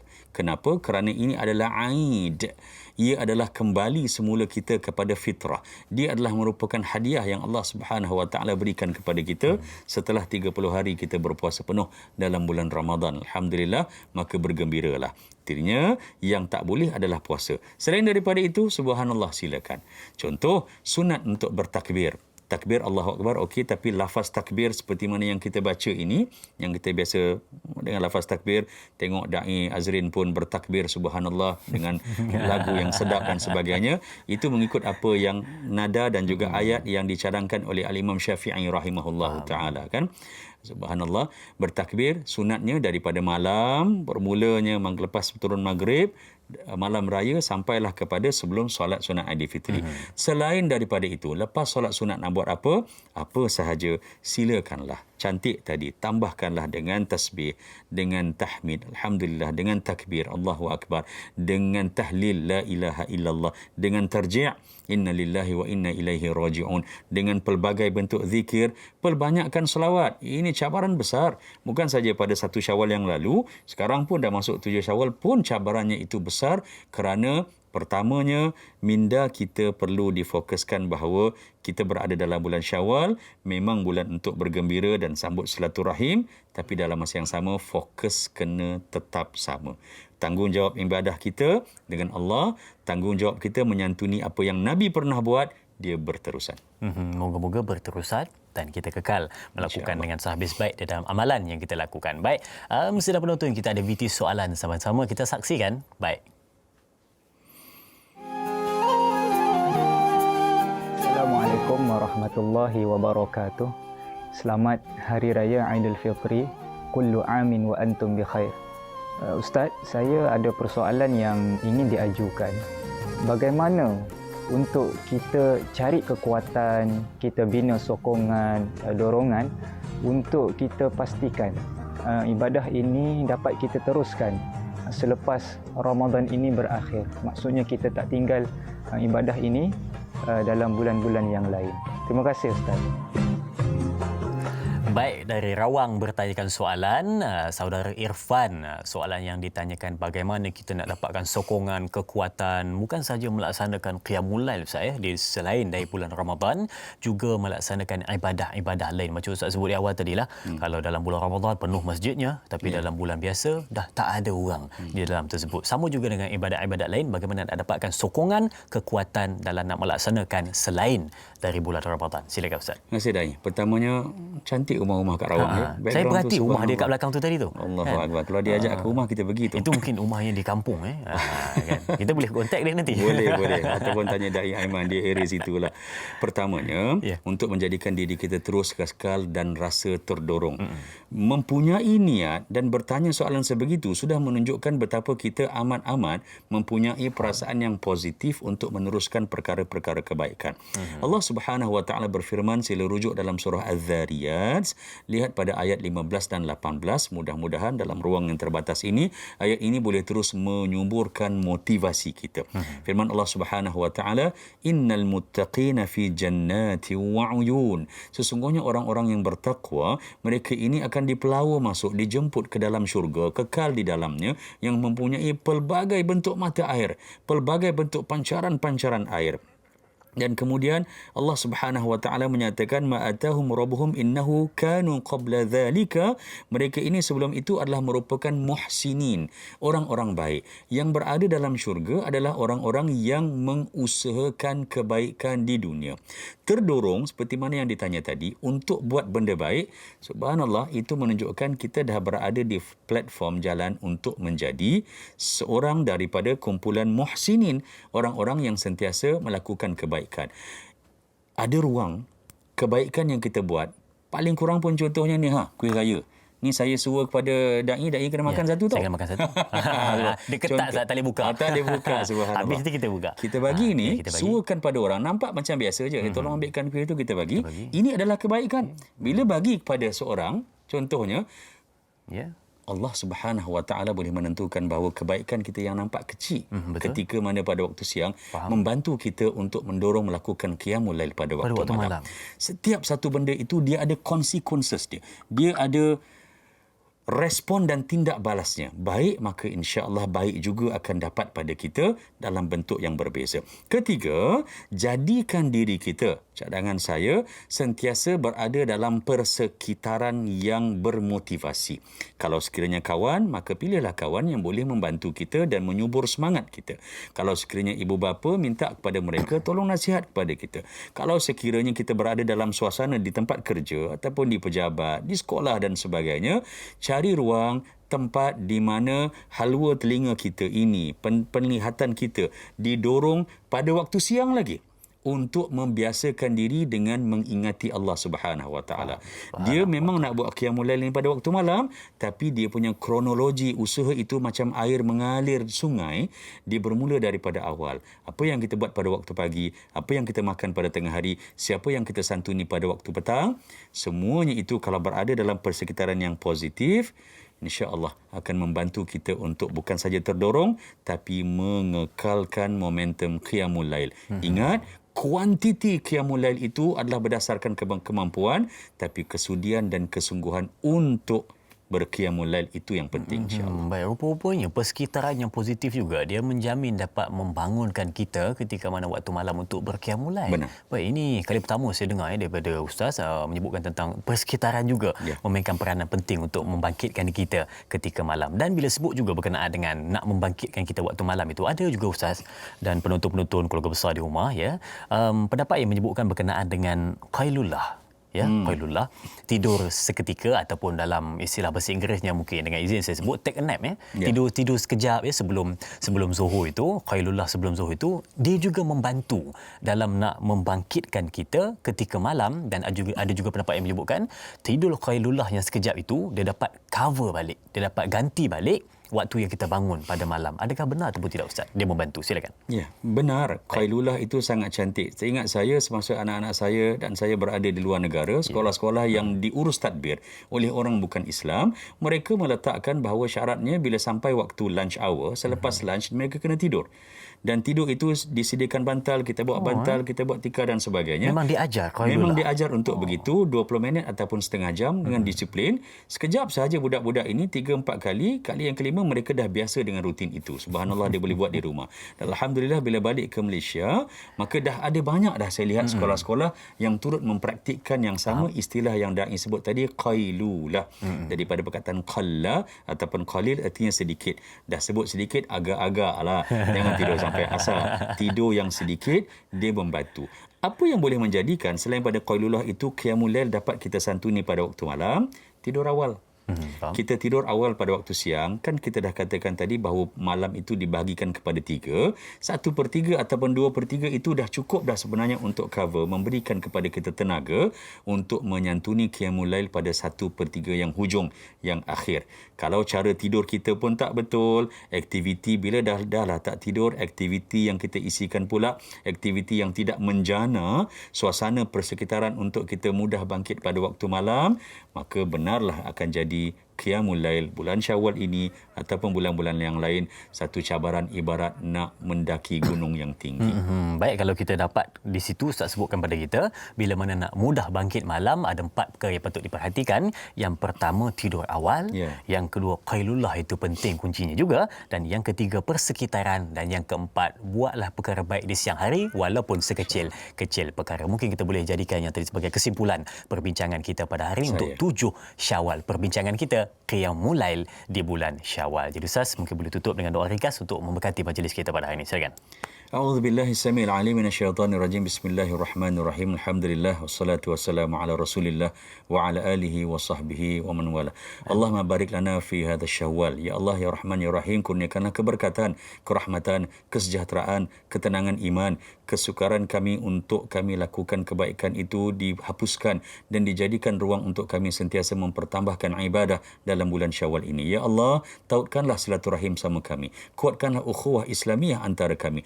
jadikanlah saudara kami yang jauh dan dekat itu sentiasa bersaudara di atas nama-Mu, ya Allah. Ya Allah, jadikan Syawal ini sebagai penerusan kepada amal-amal baik yang kami laksanakan sepanjang Ramadan yang lalu. Ya Allah, ya Rahman, ya Rahim, peliharalah diri kami dan ahli keluarga kami daripada segala keburukan dan pandu bimbinglah kami serta bantu selilah pergerakan kami dalam mempersembahkan ibadah yang terbaik kepadamu. Allahumma inna na'udzubika minal barasi wal junun wal judham wa min sayil asqam. Na'udzu bikalimatillahi tammati min syarri ma khalaq. Bismillahilladzi la yadurru ma'a ismihi syai'un fil ardi wala fis sama' wa huwas samiul alim. Rabbana atina fid dunya hasanah wa fil akhirati hasanah wa qina adzaban nar. Wa sallallahu ala sayyidina Muhammad wa ala alihi wa sahbihi wa sallim. Walhamdulillahi rabbil alamin. Taqabbalallahu minna wa minkum. Amin amin ya rabbal alamin. Terima kasih diucapkan kepada Al-Fadhil Ustaz untuk pencerahan. Terima kasih diucapkan kepada semua penonton yang menyaksikan Tanyalah Ustaz pada hari ini. Ingat, dalam kemeriahan beraya puasa 6 bila nak mula. Baik, teruskan menonton Tanyalah Ustaz, biar tahu jangan keliru. Sekian, Assalamualaikum warahmatullahi wabarakatuh. Salam Syawal.